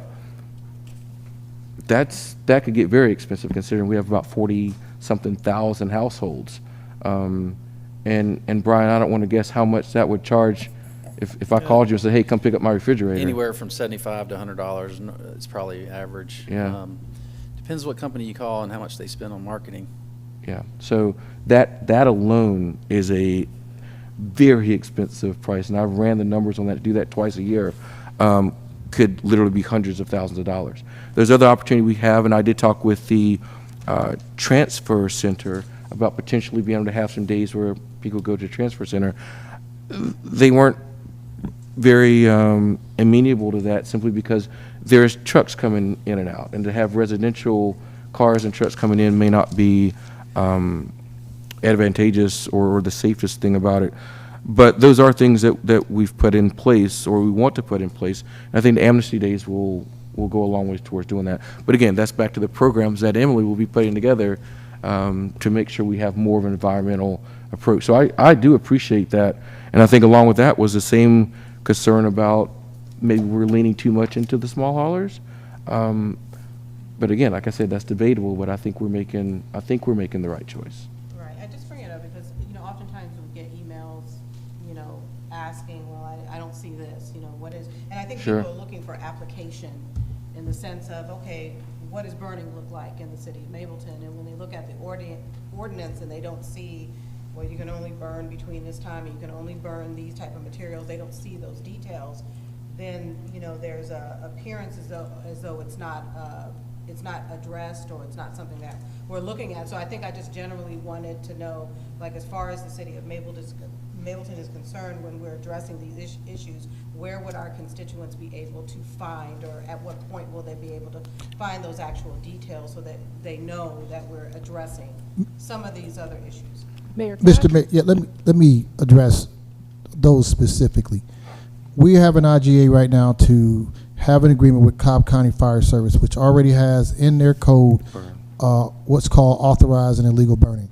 That is coming through our IGA agreement. So anyone that would burn trash will be in violation of that code and would be subject to enforcement, not only having their fire put out as soon as the neighbor dials 911. I've done many of these. They would also be cited and put on a register as cited. So the first one, fire is already addressed when we bring in the IGA. The other one, we did add section 12.3.7 to address, and I think that concerns citizens. Those were some great questions. But section 12.3.7 does say mandatory offering of recycling services. That talks about sustainability. So that's included in there too. So if they want to know about burning, they could actually, you know, the fire department has it on there. You go into burn, authorized burns. That will come into our IGA with the fire service. We are bringing Cobb Fire as our service and adopting their codes for enforcement. That's actually state fire marshal stuff, but we're just enforcing that too. And then the recycling handled at 12.3.7.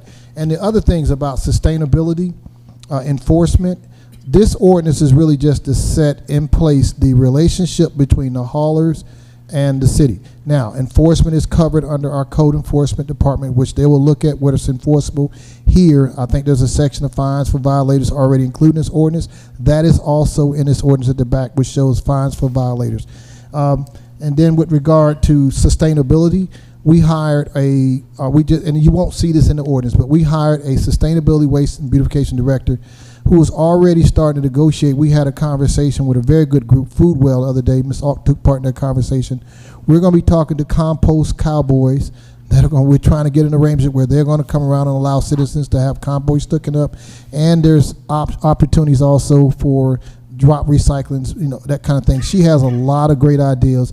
And above all, Keep Mableton Beautiful will also involve our community in the sustainability effort. So none of that stuff is spelled out specifically, but that citizens' concerns, I hope if they're listening, or you can address that we are looking at sustainability. We have considered enforcement, and we have definitely talked about other efforts that she mentioned. Are we thinking we're not just focusing on the fees? Yeah, can I add to that? I just wanted to, I would let the residents know too that you had first read last meeting on your fire protection code, which is an entirely new code section that you're creating under your code of, it's an entirely new chapter that you're creating under your code of ordinances, where you adopted very extensive and exhaustive fire burning protocols. You accepted procedures through the state of Georgia, through the Fire Insurance Safety Commissioner, and then you were also, with what we did last meeting, putting the teeth in place to have a significant level of oversight, enforcement, and protection that's provided through a special fire service district.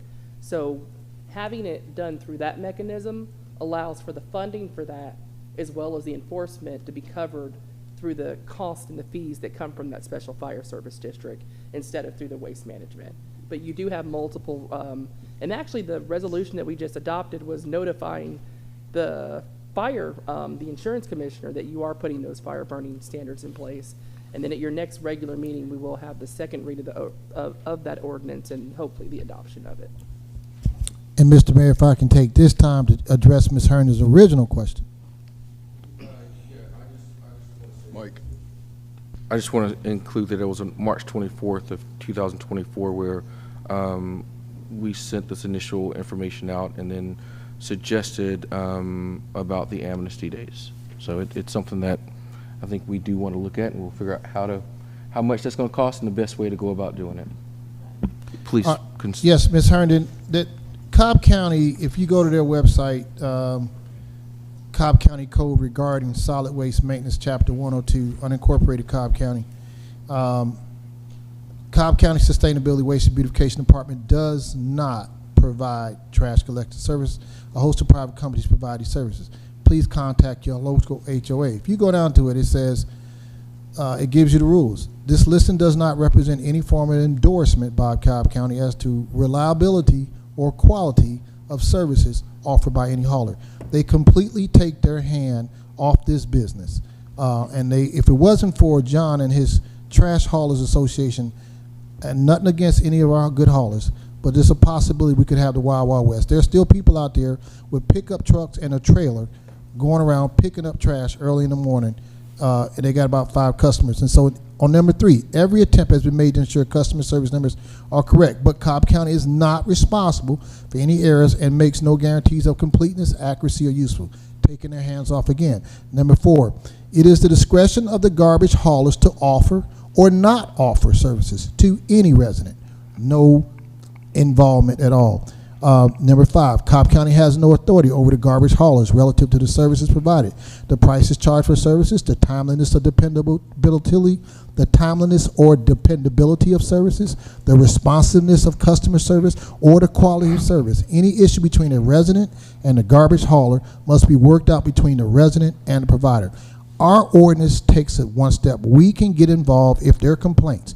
We have a contract with these haulers, and we can hold them to a standard by the source. So there's a big difference in what Cobb County currently has and what we're doing.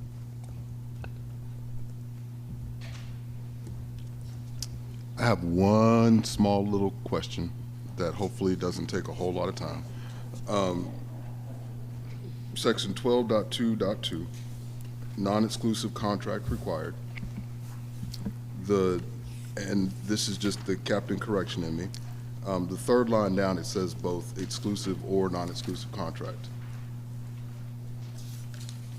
What's the reason? Because we don't speak to Exclusive contracts. Is it 1222? Yes, ma'am. 12.2.2, Section A. Section A, haulers. And it says, shall be registered and operate under an approved exclusive or non-exclusive contract.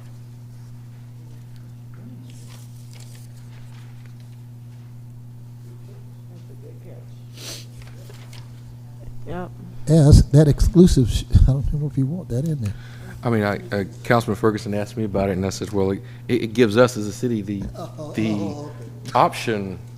It gives us the option of doing the exclusive or non-exclusive. But obviously, the section title itself says non-exclusive contract required, so.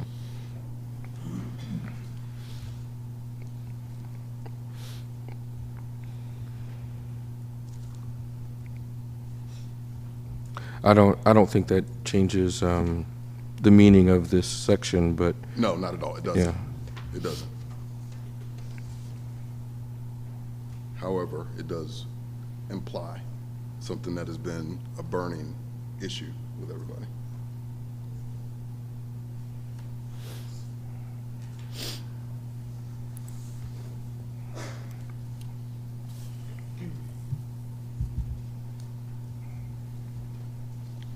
All right.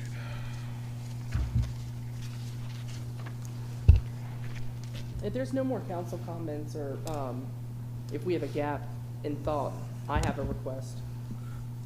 Please go ahead, Councilwoman. And this is Attorney. slightly below or after this section, section 12.2.4. I would just like to make clarification with respect to subsection C2, where it states quarterly reports and fees due dates. Mhm. The very first sentence of subsection C2, it states the initial quarterly report and quarterly fees shall be due to the city by August 15th. I would like to put clarifying language after that that says that it shall include quarterly fees and reporting commencing from April 1st, 2025. Because there may be confusion, since that's a quarter and a half. Sure. There may be some confusion as to whether you want just that quarter or that half quarter too. So I think if I put that specific date in there, it'll cause less confusion for haulers.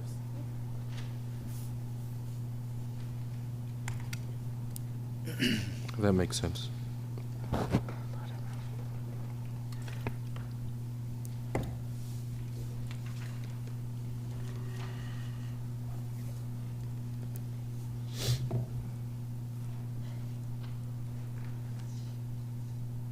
And then if there's nothing additional, then the request would be to, and actually, if I could just tell you what the timeline will look like. Can I do that briefly? Please Okay, do. so your timeline, assuming that the council adopts this tonight, you will have now through February 26th to do basically internal administrative activities.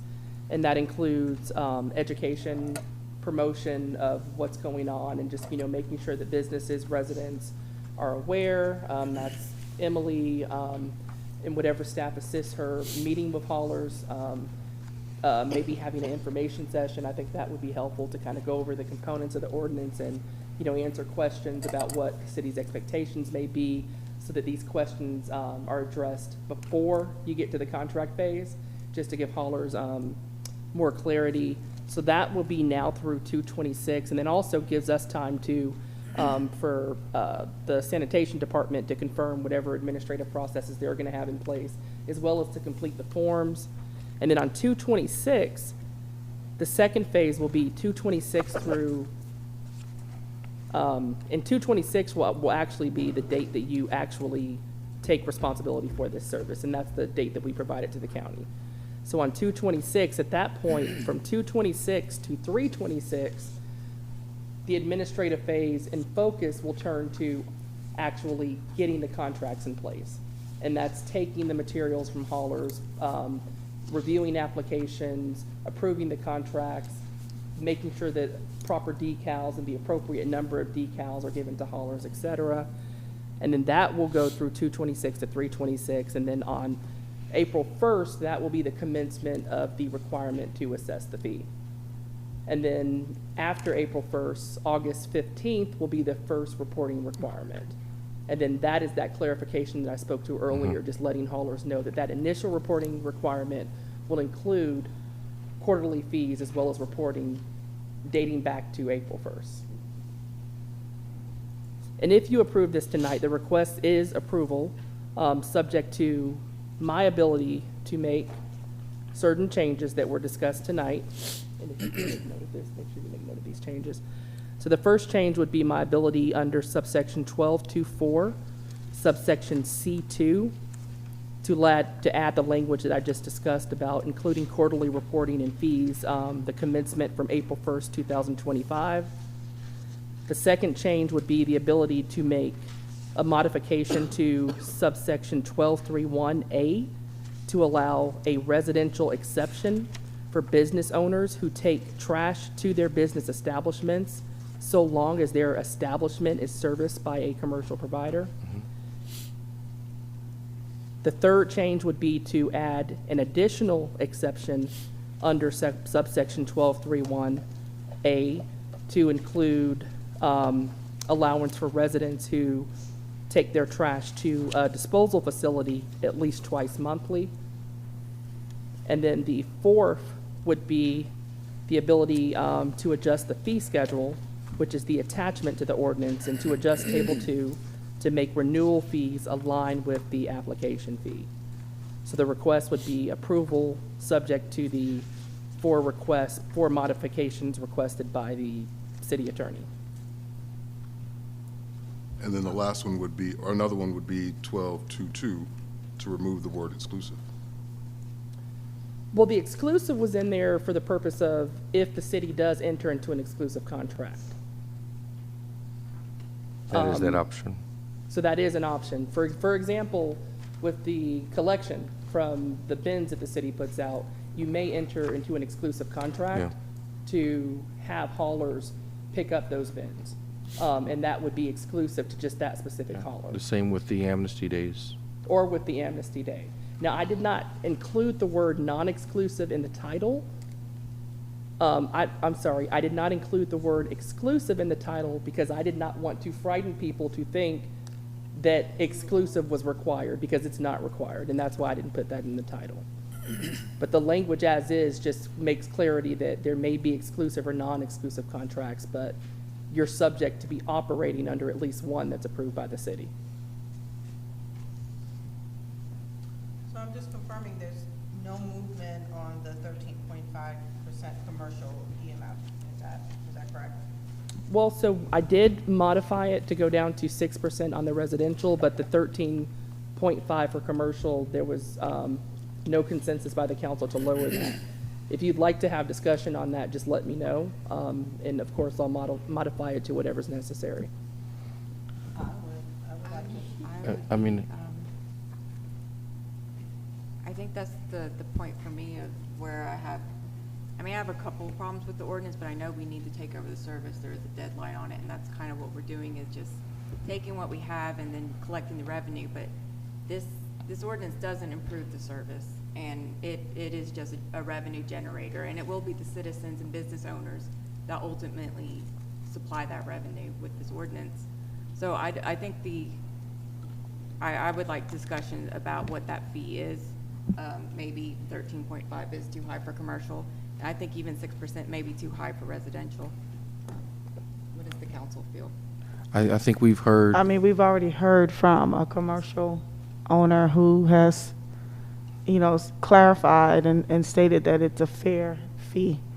He's not the one paying the fee. The businesses, commercial customers, our renters will be paying that fee. So if we reduce the cost, then how do you propose that we pay for sustainability and all the other programs that? I'm not saying we don't have any cost. I'm not, is it, how much revenue is it fair to take? I think I heard that 20 was, I don't want to say par for the course, but that there's instances where it's above 20. I know I've been told specifically that that 20 was a rate that they would be willing to come in and pay. I think we heard tonight that there's some commercial that are doing way more than 20. So I think at 13 we are, 40% of that. It sounds like a significant reduction to me. Or we could have came in at 20 and said, oh, we'll take it down to 13, and it would have seemed like a lot less, right? I mean, I think if you're talking about 20% being that bellwether for commercial, 13 and a half is quite a bit less than 20. Right, but right now it's 0, so 13 and a half is a lot more than 0. It's not necessarily 0. I don't know if I would say that. I know there are companies out there now that are charging environmental fees on commercial. I mean, for what our citizens have experienced, we're taking over the service. Right now, they're not paying an environmental management fee. This will increase their cost. How much do we want to pass on to our citizens is, I think, the question. I think there are some, and I can't speak to all companies out there, but there are commercial haulers that are charging, or at least they advertise that they are charging 20% for an environmental fee. I don't think you understand what I'm saying. Are you concerned that the fee is going to roll back to the resident? Is that what you're saying? Oh, it absolutely Yeah. will. Commercial side. On the It commercial absolutely side? will. That's not a question. Yeah, so we'll be passing on 13.5% to the resident. No, commercial. I mean, the commercial. This is You know, commercial. Is it far-fetched to consider 10%? Do we need 13.5? Well, I would keep in mind, if you have 3 people, because 40% of a person's salary, you come out of pocket also in benefits. So if you have 3 people who are administering this, or 3 people who spend at least some component of time on this, that's gonna cost you at least $250,000 on what you generate, from what you generate from this. And then if you add on top of that, the municipal court staff, which is gonna be paying a judge's salary as well as a solicitor, that's going to cost you potentially another $100,000. So we're talking about close to $350,000, $400,000 just with your staff. But wouldn't the municipal judge and staff also be required for other aspects of the city's operation? That It's not all you just can. trash, right? Well, so to get a judge to come and sit on the bench, so right now you are going to absorb those other code enforcement mechanisms.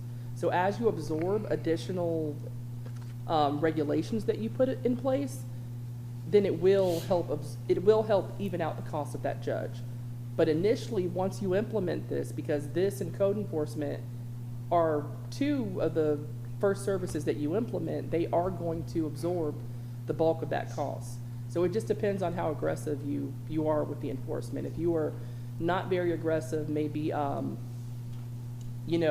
code enforcement may absorb the bulk. Like when you send out, inspectors, building inspectors and apartment complexes or whatnot, you're going to have to have municipal court staff for that too. So I mean, the cost will be spread out, but I would just keep in mind that your judge is not going to care whether you have code enforcement items or not. If they're there and they're sitting and they're hearing the case, whether you have 1 case or whether you have 20 cases, they're going to want the same fee. Mr. Mayor, Yes. I respect what our council is considering impact on citizens, but let's make sure we distinguish commercial and residential. A residential customer will pay their money directly to their residential hauler.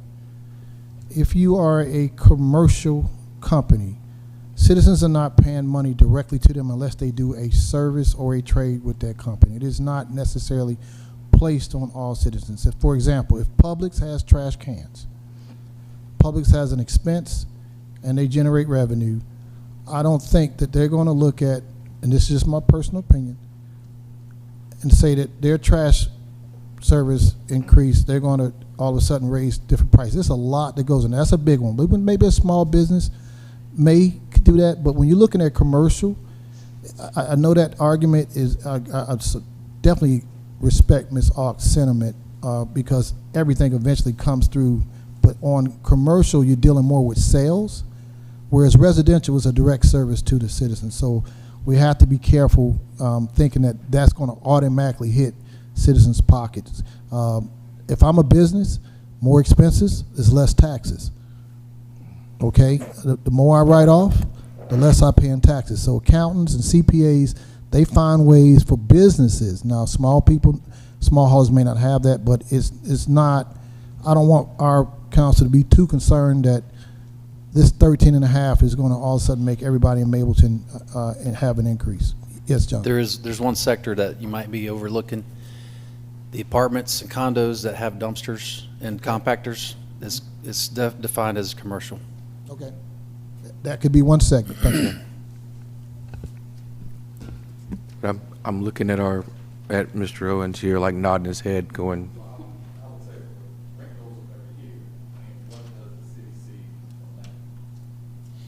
nothing.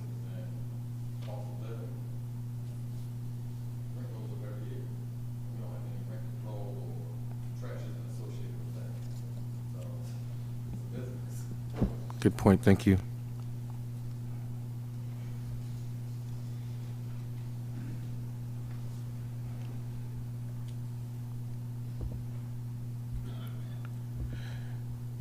I did have one additional question for you, Brian, as it relates to the operational aspect or the timeline around this. Operationalizing this is going to take a lot, and I think our city attorney just kind of spelled out some of the timelines around that. When I look at the county's website, which our city manager was referencing earlier, I think there's about 15 haulers that are currently registered with the county that are permitted haulers.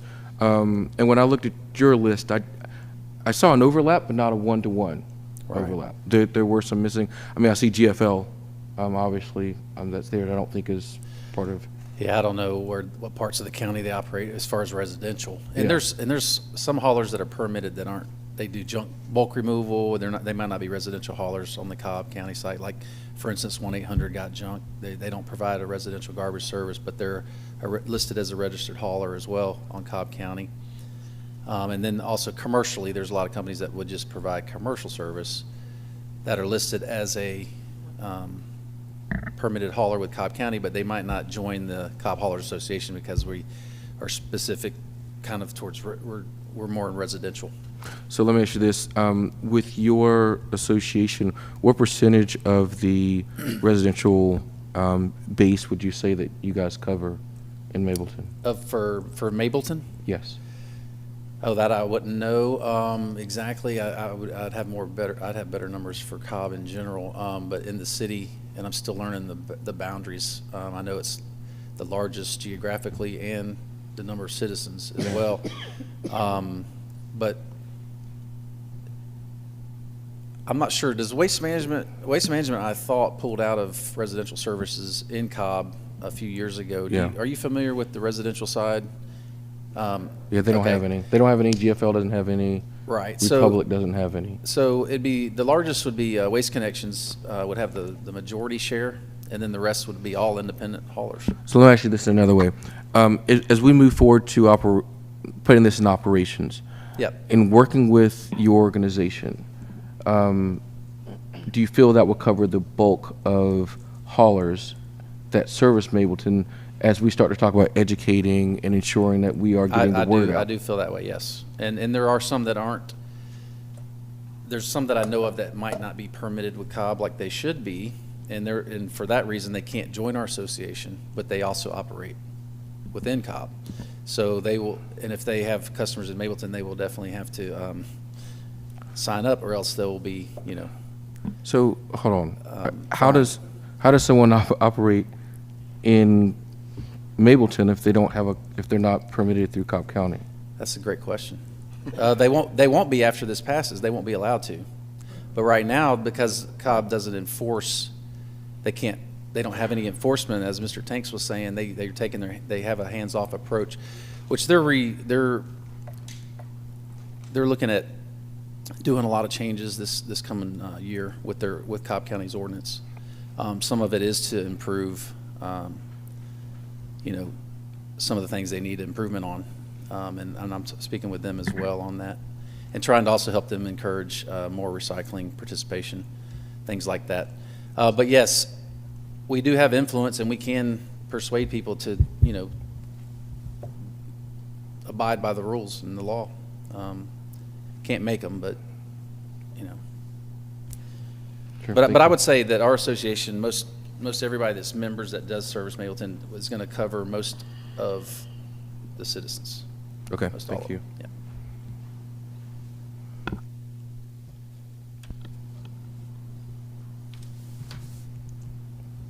Can I also ask a question? I don't Please. know if I'm just here to, if I'm only need to be answering questions, but I do have one small agenda, if it can be moved, not removed, but just moved. And just so let me know when you're ready to hear that.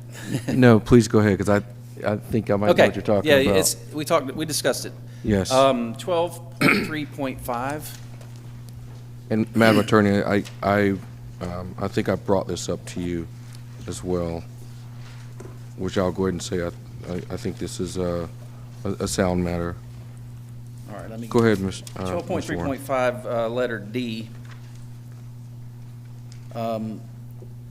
First of all, it's a Cobb County ordinance, and y'all are stating that it's going to be in this ordinance too, that every household bag and tie their garbage, right? That'll keep litter down, and on windy days when our trucks are coming along and dumping cans, you don't have litter blowing everywhere. So that's a great thing. So if people are abiding by those ordinances, their cans should stay pretty clean. But if you're asking the haulers to clean cans periodically, that's going to be very tough to do and very costly. I was hoping that it could be moved to the residential responsibilities for them to keep their can clean, because after all, they're the ones that's making it dirty. Yeah, I'm supportive of that. We did speak about that, because I brought the fact, well, if a container becomes a biohazard, that's something that we need to make sure something's done. But in your logic, if people are bagging trash as it should be, then it should not have that situation. Correct. Now, as a practical service, if a trash can is broken, or if it's not working, or if it's cracked or something of that nature, you guys will replace that. Correct. And most manufacturers cover a 10-year warranty on their containers. So most of the time, if a container does break within those 10-year period, it's not an issue for a provider to swap it out, because it's not costing them the cost of another brand new can. Just the only cost involved is the labor and fuel to swap it out. Because this not only states clean, but it says maintained, serviced, and kept in a reasonable good state of repair. Yeah, so part of that makes sense to be there, okay? I'm just talking about the Yeah, I have a proposal. Tell the me. periodically cleaned is the only part that I would ask Sure. be moved to the residential's responsibility, resident's responsibility. Well, so my proposal would be, because I don't think this is just subject to haulers. So this is not just Okay. a subsection that's hauler specific. Okay, So my proposal would be to amend subsection D as requested to say that all containers shall be periodically cleaned by residents and maintained, service, and kept in reasonably good state of repair by haulers. And then that will clarify whose responsibility is which. Is that acceptable? oh, I like that, yeah.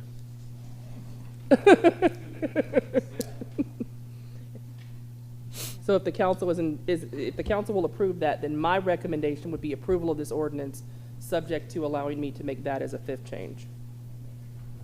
Support that, sure. Thank you, Brian. And that Yeah. subsection, for the clerk's purposes, 12.3.5 subsection D.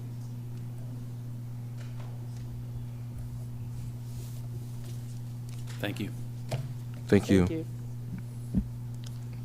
Was that the only item you had, Brian? Yes, sir. Thank you. No need to Okay, I appreciate it. belabor it.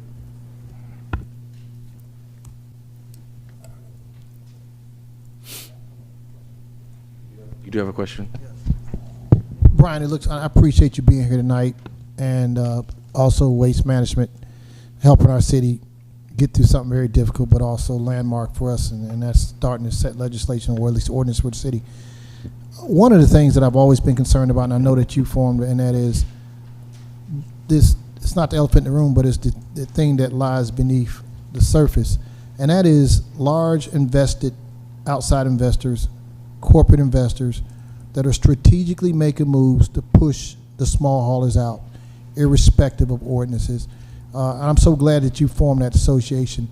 But if you could just let us know how the city, and it's hard to interfere with the free market, the government has no place in that, but what you've done, if you could at least shed some light on what are some of the practices some of these large haulers are doing to press the small haulers out? Wow. So it is tough to be a small hauler because you don't have the same resources, you don't have the same bargaining power.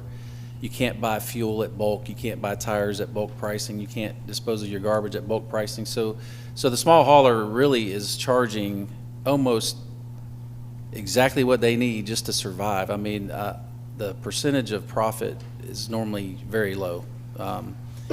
If you have 5% net profit at the end of the year, you're doing great for a small hauler.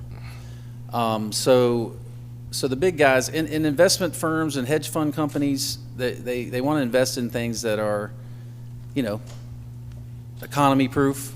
They're pandemic resistant, and waste is that sector that everybody's going to always need. So people that are investing money now are getting into the game, and they're buying. I mean, it's happening here locally. They're buying out companies. And they have a lot of money to spend, and then those companies are tasked with growing. And how do you grow in a market? You're aggressive. You don't mainly the main way to grow is to be cheaper than everybody else. So they'll take a loss for as long as they need to in order to get a market share. And of course that happened in our county, and Cobb County a few years back, was considering option B that you mentioned earlier, or second option of privatizing, and the citizens just went nuts. No, they're like, heck no, that ain't gonna fly. And that's one of the reasons we formed the association, started working with the county. Let's try to resolve the issues. But sometimes one bad actor, can create a lot of problems. And so that's what we've had. And there's a new company that's bought that bad actor out, and they're trying to fix it, but they keep having a revolving door of managers in the area, and I've been trying to work with them, and they also want to join the association, and I think they did join for last year, but I don't know if they will this year. Anyway, it is a struggle. There's not a solution. Well, I'm glad you brought that out, is because what happens is, you explained, when the big haulers do this and then they have poor performance, Correct. we could be in a position Correct. to pop them. Yes. And that is what's been missing. I'm not going to say in a large county. I won't say the name of that large county, but that's what's been missing. And unfortunately, you had to have the Department of Justice come in and do something about it. And so I just want our council to know we could very well help, because some folks are buying and flipping and not providing the service. Citizens can go 2 and 3 weeks without service once they buy up all the routes, and they don't have the cans to do it. And so what Brian has done in his Trash Hauls Association, and I think the partnership we can form, really could set Mableton aside as a good partnership to try to protect all sides of this equation. But if we're not careful, there's people with more money than all of us that could strategically work around us and the small haulers and do what they want to do, and our citizens would suffer. So thanks for sharing that, Mark.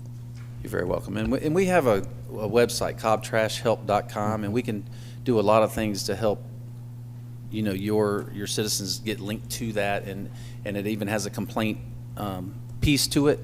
And I see all the complaints, and then we address them with the hauler, And then we also ask for resolution. What was the resolution? You know, we don't just give it to them and say, okay, have a good day. It's follow-up. What did you do to resolve it? So that's one of the things we're helping that you're going to get by working with the small haulers that you might not always get that with other options. Yeah, I've been careful through this process, and yes, thank you, Brian, for all the help you provided. Right, and we've had, I think, very frank and transparent conversations for a year now about ultimately getting here today.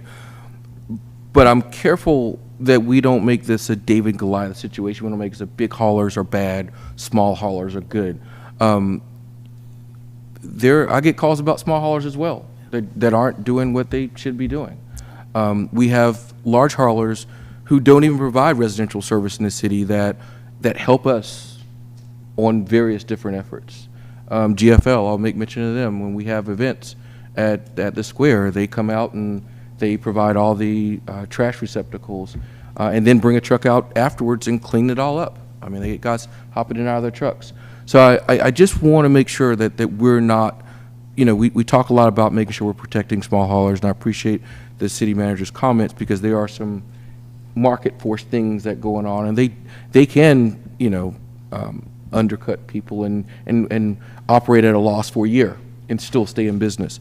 But I'm very keen to the fact that let's not, over stereotype this like all big haulers are bad and all small haulers are good.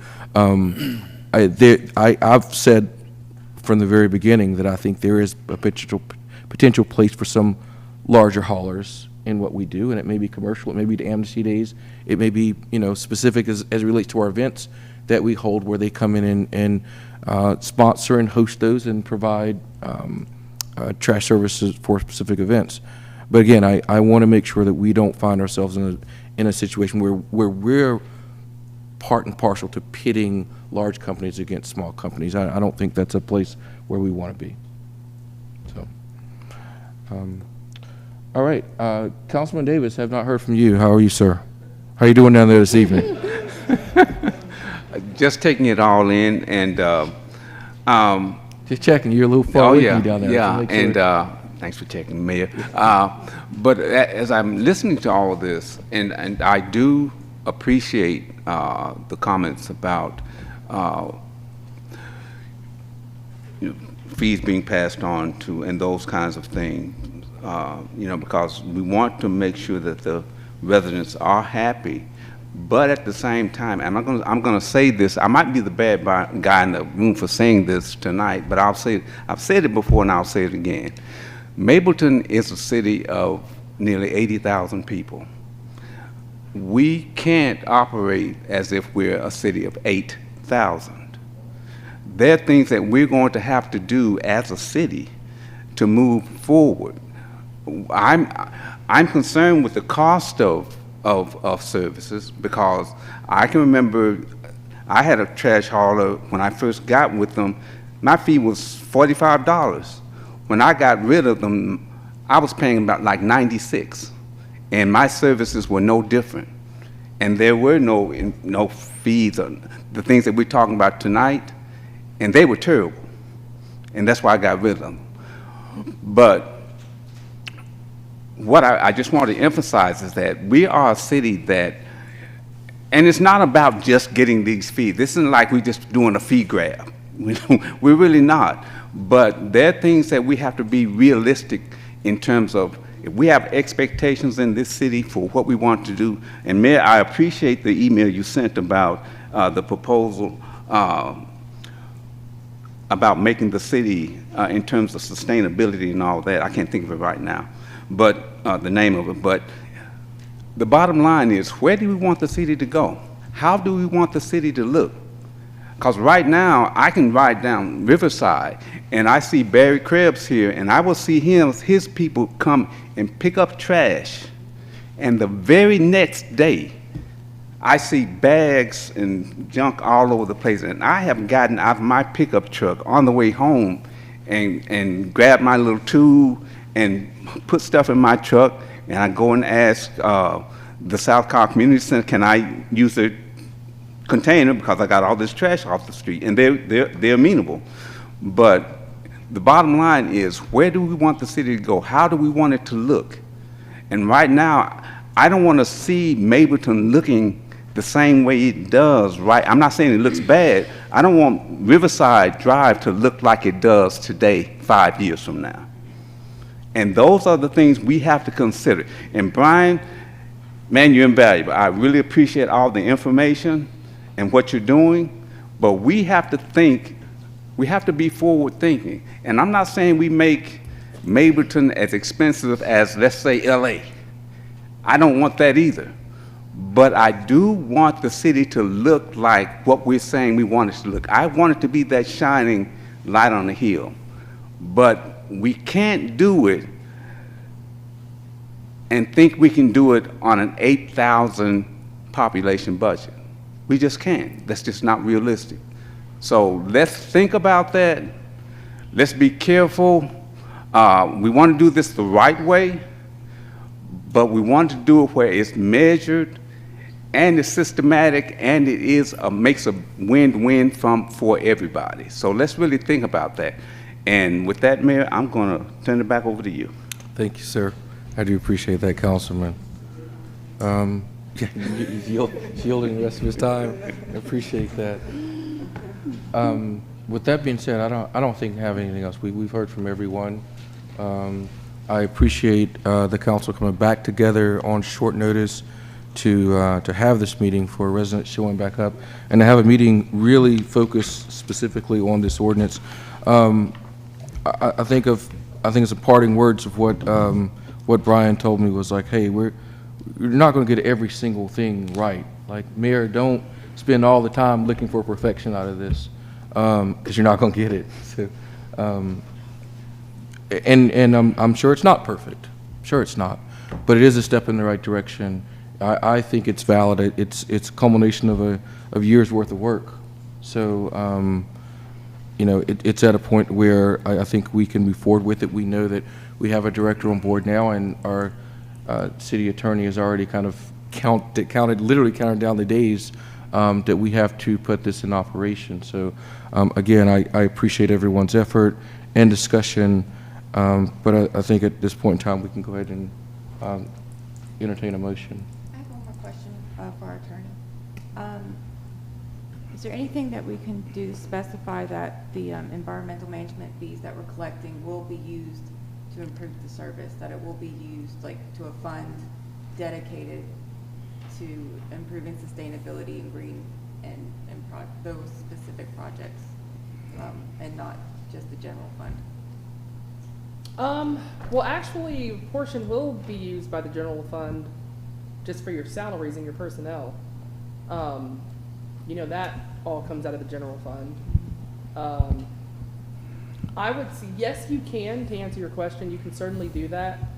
But if you do that, you would have to be incredibly careful with the wording, because what you don't want to do is you don't want to limit your vision with respect to the scope of solid waste management by placing that cap at this point.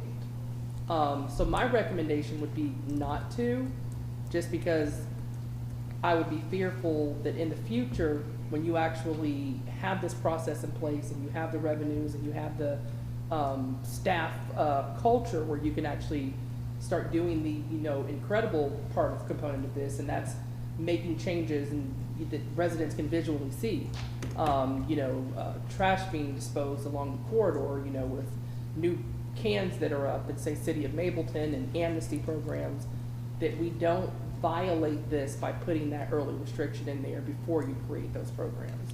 I would add, you have to be careful with state accounting rules. There's a difference between an enterprise fund, which has certain rules. In order for it to be an enterprise fund, it's almost like you're charging for a profit or a service. It's not really a profit, but you're feeing for service. And so enterprise funds can be restricted, but the council approves the budget, and you got to be careful trying to craft something that will restrict you from approving budget, even future council. So this is called a fee, and I understand your concern. The fact that we have established a sustainability, waste, and beautification department, and we're going to have Keep Mableton Beautiful automatically commits funds to those efforts.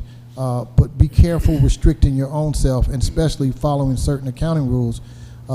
This is not an enterprise fund. We're going to get revenue from our business license, and which regulates business license, code enforcement, and all those they're not necessarily designated to go back into certain efforts. They are there for the operation and service of the city. So I think the real concern is to make sure we don't use it for the right purposes. Establish a department, establish a budget when you all get through the budget processing season, and say, hey, this is some of the things, and then give Emily, our director, the opportunity to present some programs.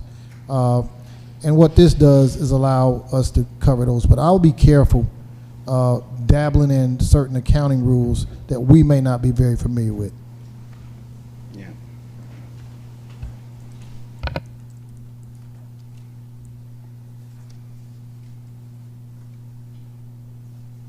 Yeah, and you know, I did send out an email that had the proposed beautification sustainability efforts.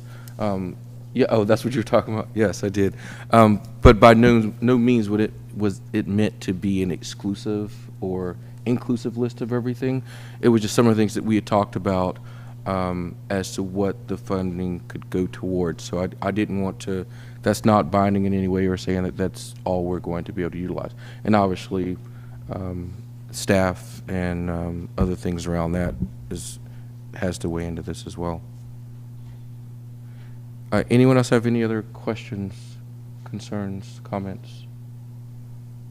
All right, with that being said, I'd like to entertain a motion that we move forward with approving the ordinance creating Chapter 12 Solid Waste Management of the City of Ordinance Code of Ordinances, including the 5 changes that our city attorney has outlined. Just to be clear, is it 5 changes or? Yes. It's Pretty sure it was 5. We added the 5th that was requested by Mr. Warren Yes. about the cleaning. clarifying that it's residents' responsibility to clean Yes. the containers.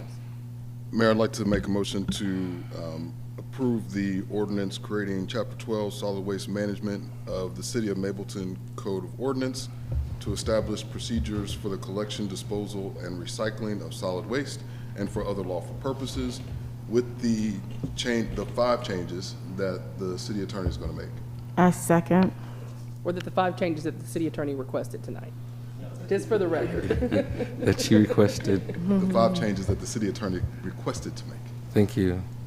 I second. The motion has been made and duly seconded. I'll go ahead and call the question. All those in favor of approving of the ordinance creating Chapter 12 Solid Waste Management of the City of Mableton Code of Ordinances to establish procedure for the collection, disposal, and recycling of solid waste and for other lawful purposes, including the 5 changes suggested by our city manager, by our city attorney, please say aye. Aye. All those opposed say nay. Thank you. The ayes have it. Please note there was 1 nay vote. That was Councilwoman Ock. Thank you for that, council members. But we are not done yet.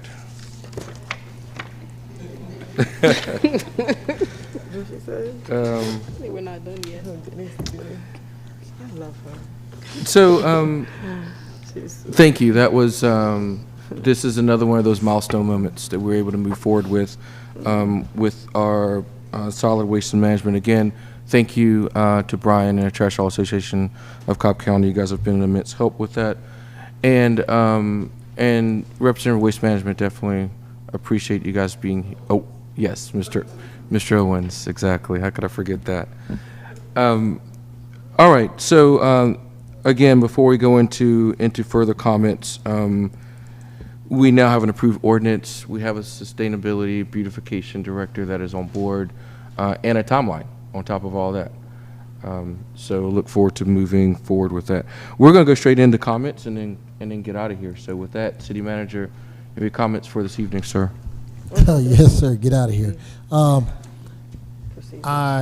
Mayor, would definitely like to ask that we go into executive session for the purpose of litigation, real estate, and personnel. And then I do want to echo your appreciation to Brian and the small haulers for being here, and of course Alan Owens. And I appreciate you correcting me. You look at organizations like Waste Management, these guys invest money also in technology that improves the industry. They got the money to further the industry with green vehicles and the package. So they are good partners. They help out a lot, big things. So that everybody plays a part. You're right. It's not all big haulers are bad, not all small are good. So I wanted to make sure I cleared it up because I know for a fact Waste Management, especially Alan, they do a lot of research on stuff and help out with big things. So thank you both for being here. And then I wanted to, my list, city manager. I asked for executive session. We had our final inspection today, 6116 for our certificate of occupancy, and we passed. So, yes, we will. Mr. Xavier, as I'm calling him out publicly on record, is going to get us moved in as soon as possible, as soon as he handles a few little extra things. But we expect to be moved in. Community development, Juliana and her team, code enforcement and their team moves into our new facility within the next 10 days. Next 10 days, they should be over there. So I wanted to make that. And then that is all I have, Mayor. Thank you. Allison, you have anything for this evening? No real comments, but thank you all. All right. Thank you for filling in this evening. I do appreciate your time and willingness to be here. Absolutely. Madam Attorney. No comment, Mayor. Thank you. Councilman Davis. Just quickly, since I've already said enough, I just want to say how much I appreciate attending the Cities United Summit. It was excellent, the opportunity, and I'm a book nerd anyway. I love learning, and I'll always be a lifelong learner. But there's something extra about when you learn something that you can actually use. And the information they provide is invaluable. When I decided to run, I knew that if I won, that I wanted to do the best I could possibly be. And that does include actually some classroom work and getting to know my job as best as I can to be as efficient as I can. That's the Six Sigma side of me. So it was great. Again, I value this more than you can imagine. Being there with Ms. Oladapo and the mayor and Mayor Pro Tem Jeff Colt, it was just great. So again, I just can't say enough about it, but everybody have a good night, stay warm, and stay safe out there, because I see people with masks on tonight, so stay healthy. Good night. Thank you. Councilwoman Oladapo. Thank you, Mayor. Plus one to everything that Councilman Davis said. The summit was wonderful. He and I both, unplanned, just met at at one of the classes that was held to learn how to strengthen the lives of our seniors, make sure they have resources available to them. And that really just showed that, the passion that we have for serving our community is just really incredible. And we also attended classes for the youth as well. And it was a really good time. And I'm so happy that we got the opportunity to learn everything we did. But about tonight's activity, I wanted to thank you all for your engagement during this process. It's been a long road of discussion, trying to make sure that we craft what works for our community and trying to make sure that we engage the public in the process. And I'm really glad that, we got to this point.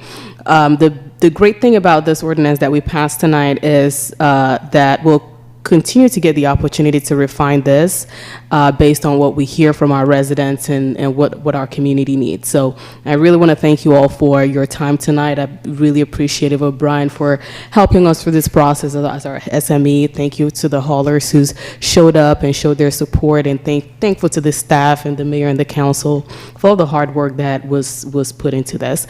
I think that's all I have. Thanks so much for coming tonight, and have a safe trip back home. Thank you. Mayor Pro Tem Jeff Cook. All right, good evening, everyone. I second what Councilwoman Oladapo, third, what Councilwoman Oladapo and Councilman Davis said about the city summit. It was amazing. I had an opportunity to sit in a class with Xavier. I believe it was planning and zoning. And then I also had an opportunity to sit in the municipal law class. And it's just a great opportunity to be able to meet and collaborate and talk to different councilmen and councilwomen from various different cities, city officials, and get their perspective on how they are solving problems within their community. And it just was, we had a really great time. I do want to give a shout out to our mayor, who received an award for the inaugural mayor's leadership. Yes. Thank you. And then I also want to give a shout out to Councilman Davis, who also received an award for the hours of training he received. Yeah. He actually beat me. I'll get mine in June, but that's okay. And then lastly, which I think is just so wonderful, I want to recognize Xavier for also being a part of the Young Game Changers within, yeah. So he'll start that. I believe that's a 2-year program, 1-year program. So that's awesome. In regards to our trash, you know, District 3 has a lot of issues with trash, and I want to thank Barry Krabs for always stepping in. He always steps in, and he's sending emails and letting us know when there's a violation or something's happening. And he really wants to keep the community clean. And it's that kind of commitment and passion that we're looking for in our residents. We appreciate you all. We always keep you at top of mind, and you know, as we're making these decisions. And as Councilwoman Oladapo said, this process is not easy. We had some passionate discourse, but this will lay out, you know, what we do foundationally. And we have an all-star team, right? We have Emily, who is on board. She is going to help us, you know, move this thing along. We have our city manager, Mr. Tanks. We have our attorney, and then we also have Brian Warren, who is the president of the Haulers Association, and also my hauler. So I do appreciate everything, and I know this wasn't easy. You know, we all have all these different perspectives. I saw that the dialogue on Google Chat and in emails, and so this has been a very long process. We've refined and we will continue to iterate. So thank you for your patience. We're going to continue to look for your input. I'm excited about what we're going to do in terms of engagement and educating our community, some of the innovative solutions that we'll be able to implement as it relates to trash. And then also, I've been pressing about the senior discount and sending it to the mayor. What can we do? What can we do for seniors? And I'm really big on that. Hopefully we can incentivize our haulers to take into consideration that our seniors are on fixed incomes, and it's important that that we're mindful of that. And then lastly, I do want to say that today is a historic day. This case that we had has gone to the highest court in the state of Georgia, making this the second court to reaffirm our legitimacy as a city, and I hope that this decision acts as a catalyst for us to work together. We spent the past 18 months with this case looming over us. Now we can finally breathe and focus on doing the work of the city. Now, despite our differences, regardless of how we came to be here, as the mayor stated, we are here. The city is here, and we are moving forward. I know for some that may not be the outcome that you wanted, but I welcome you to get involved, stay engaged, and take part in shaping the future of our city. I'm here. I'm always available. I like to think I'm congenial. So, if you have a question or concern, certainly feel free to reach out to me. And it's very important that you get involved. I want you to attend our, town hall meetings, volunteer in community initiatives, or simply share your ideas and feedback, because, your voice does matter, and together we can create a community that's thriving environment for us that reflects the best of who we are. So let's move forward, united, and use our time, our money, and our resources towards building a stronger and better city. So thank you. Thank you, Madam Mayor Pro Tem. Councilwoman Ock. No comments. Thank you, Councilman Ferguson. I think it's all been said. Thank you, Councilwoman Herndon. Sorry, I was just shocked by a little.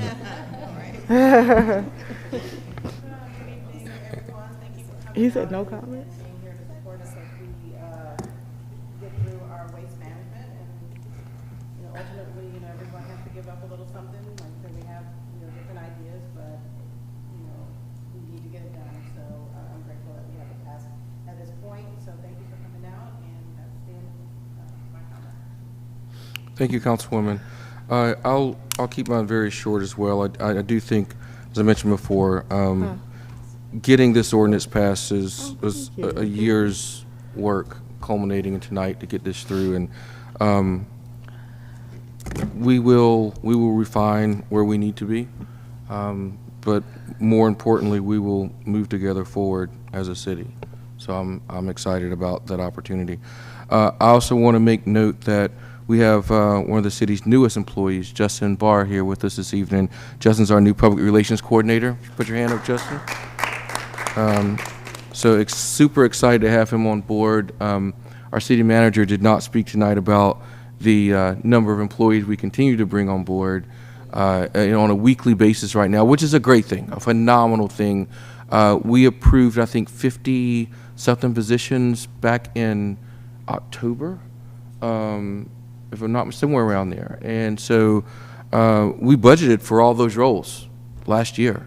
And we've only filled a fraction of them. So when we was talking about our financing at our last meeting, I know we're in good shape simply because we have not hired the number of people that we budgeted for at that rate. So, but I'm always excited to see new people come into the organization, into the city that believe in our ethos and what we want to do.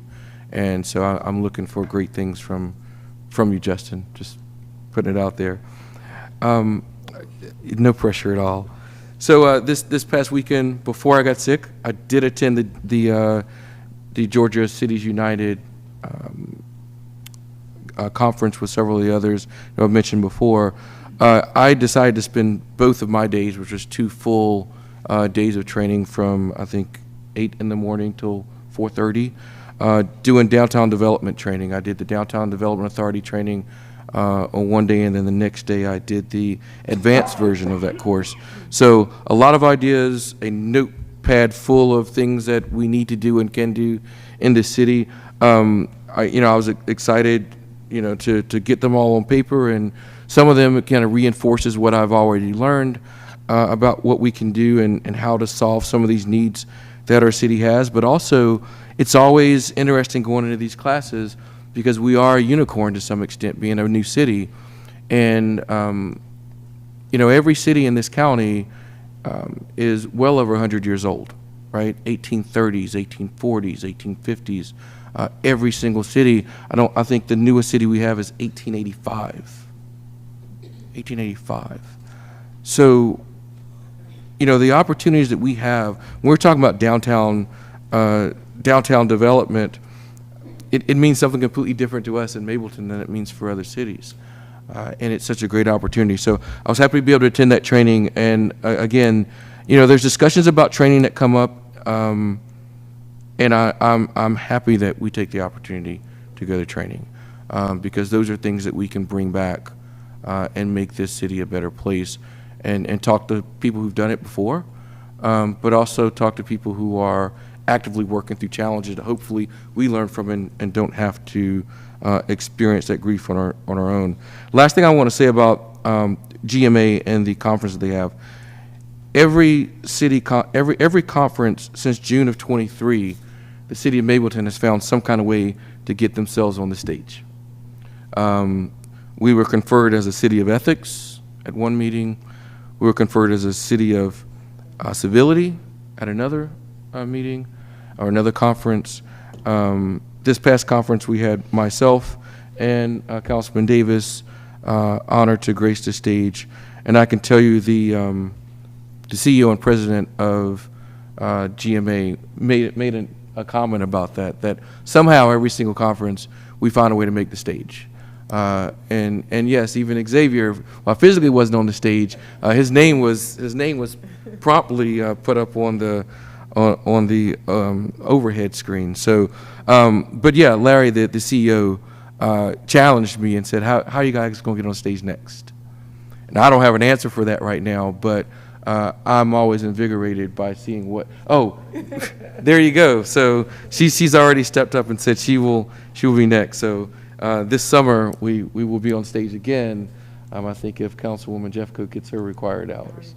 And so, again, it just goes to show, I think, the passion that many of us has for the continued learning that Councilman Davis spoke about. And not ashamed to say it, our willingness to make sure that Mableton gets on the map and stays on the map. I think the opinion today clearly stated that. And I think our actions as members of this council and staff will continue to reiterate the passion we have for this city and how we're going to move forward to ensure that Mableton's one of the greatest places in the world to live, work, play, and worship. So with that being said, I'll entertain a motion for to go into executive session for real estate, personnel, litigation. Yeah. Make a motion to go into executive session for real estate, personnel, and litigation. Thank you. Do I have a second? Thank you. All those in favor of going into executive session for litigation, real estate, and personnel, please say aye. Aye. All opposed say nay. No opposition. Thank you. We will go into executive session. Thank you all for staying with us tonight. If you don't plan on waiting until we get back, have a safe trip and look to see you all soon.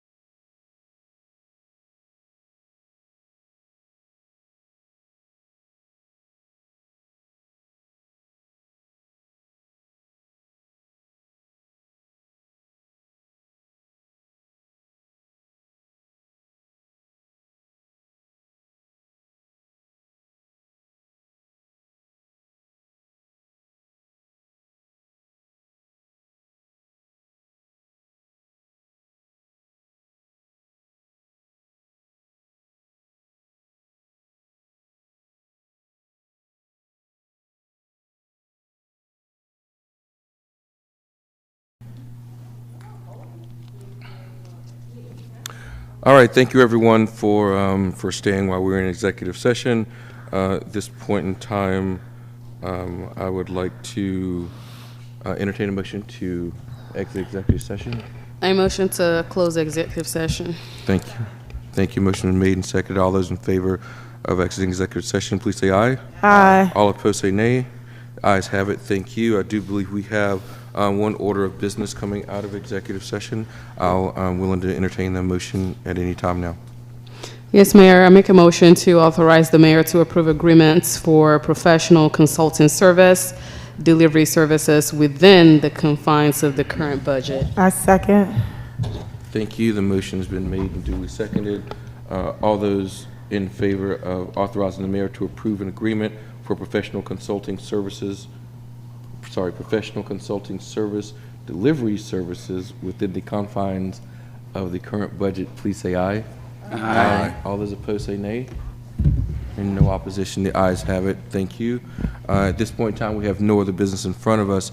Council members, I'm willing to entertain a motion at this time, please, for Motion adjournment. to adjourn. Second. Thank you. Motion's been made, duly seconded. All those in favor of adjourning, please say aye. Aye. All those opposed? I wish you would. No opposition. Meeting stands adjourned. Thank you.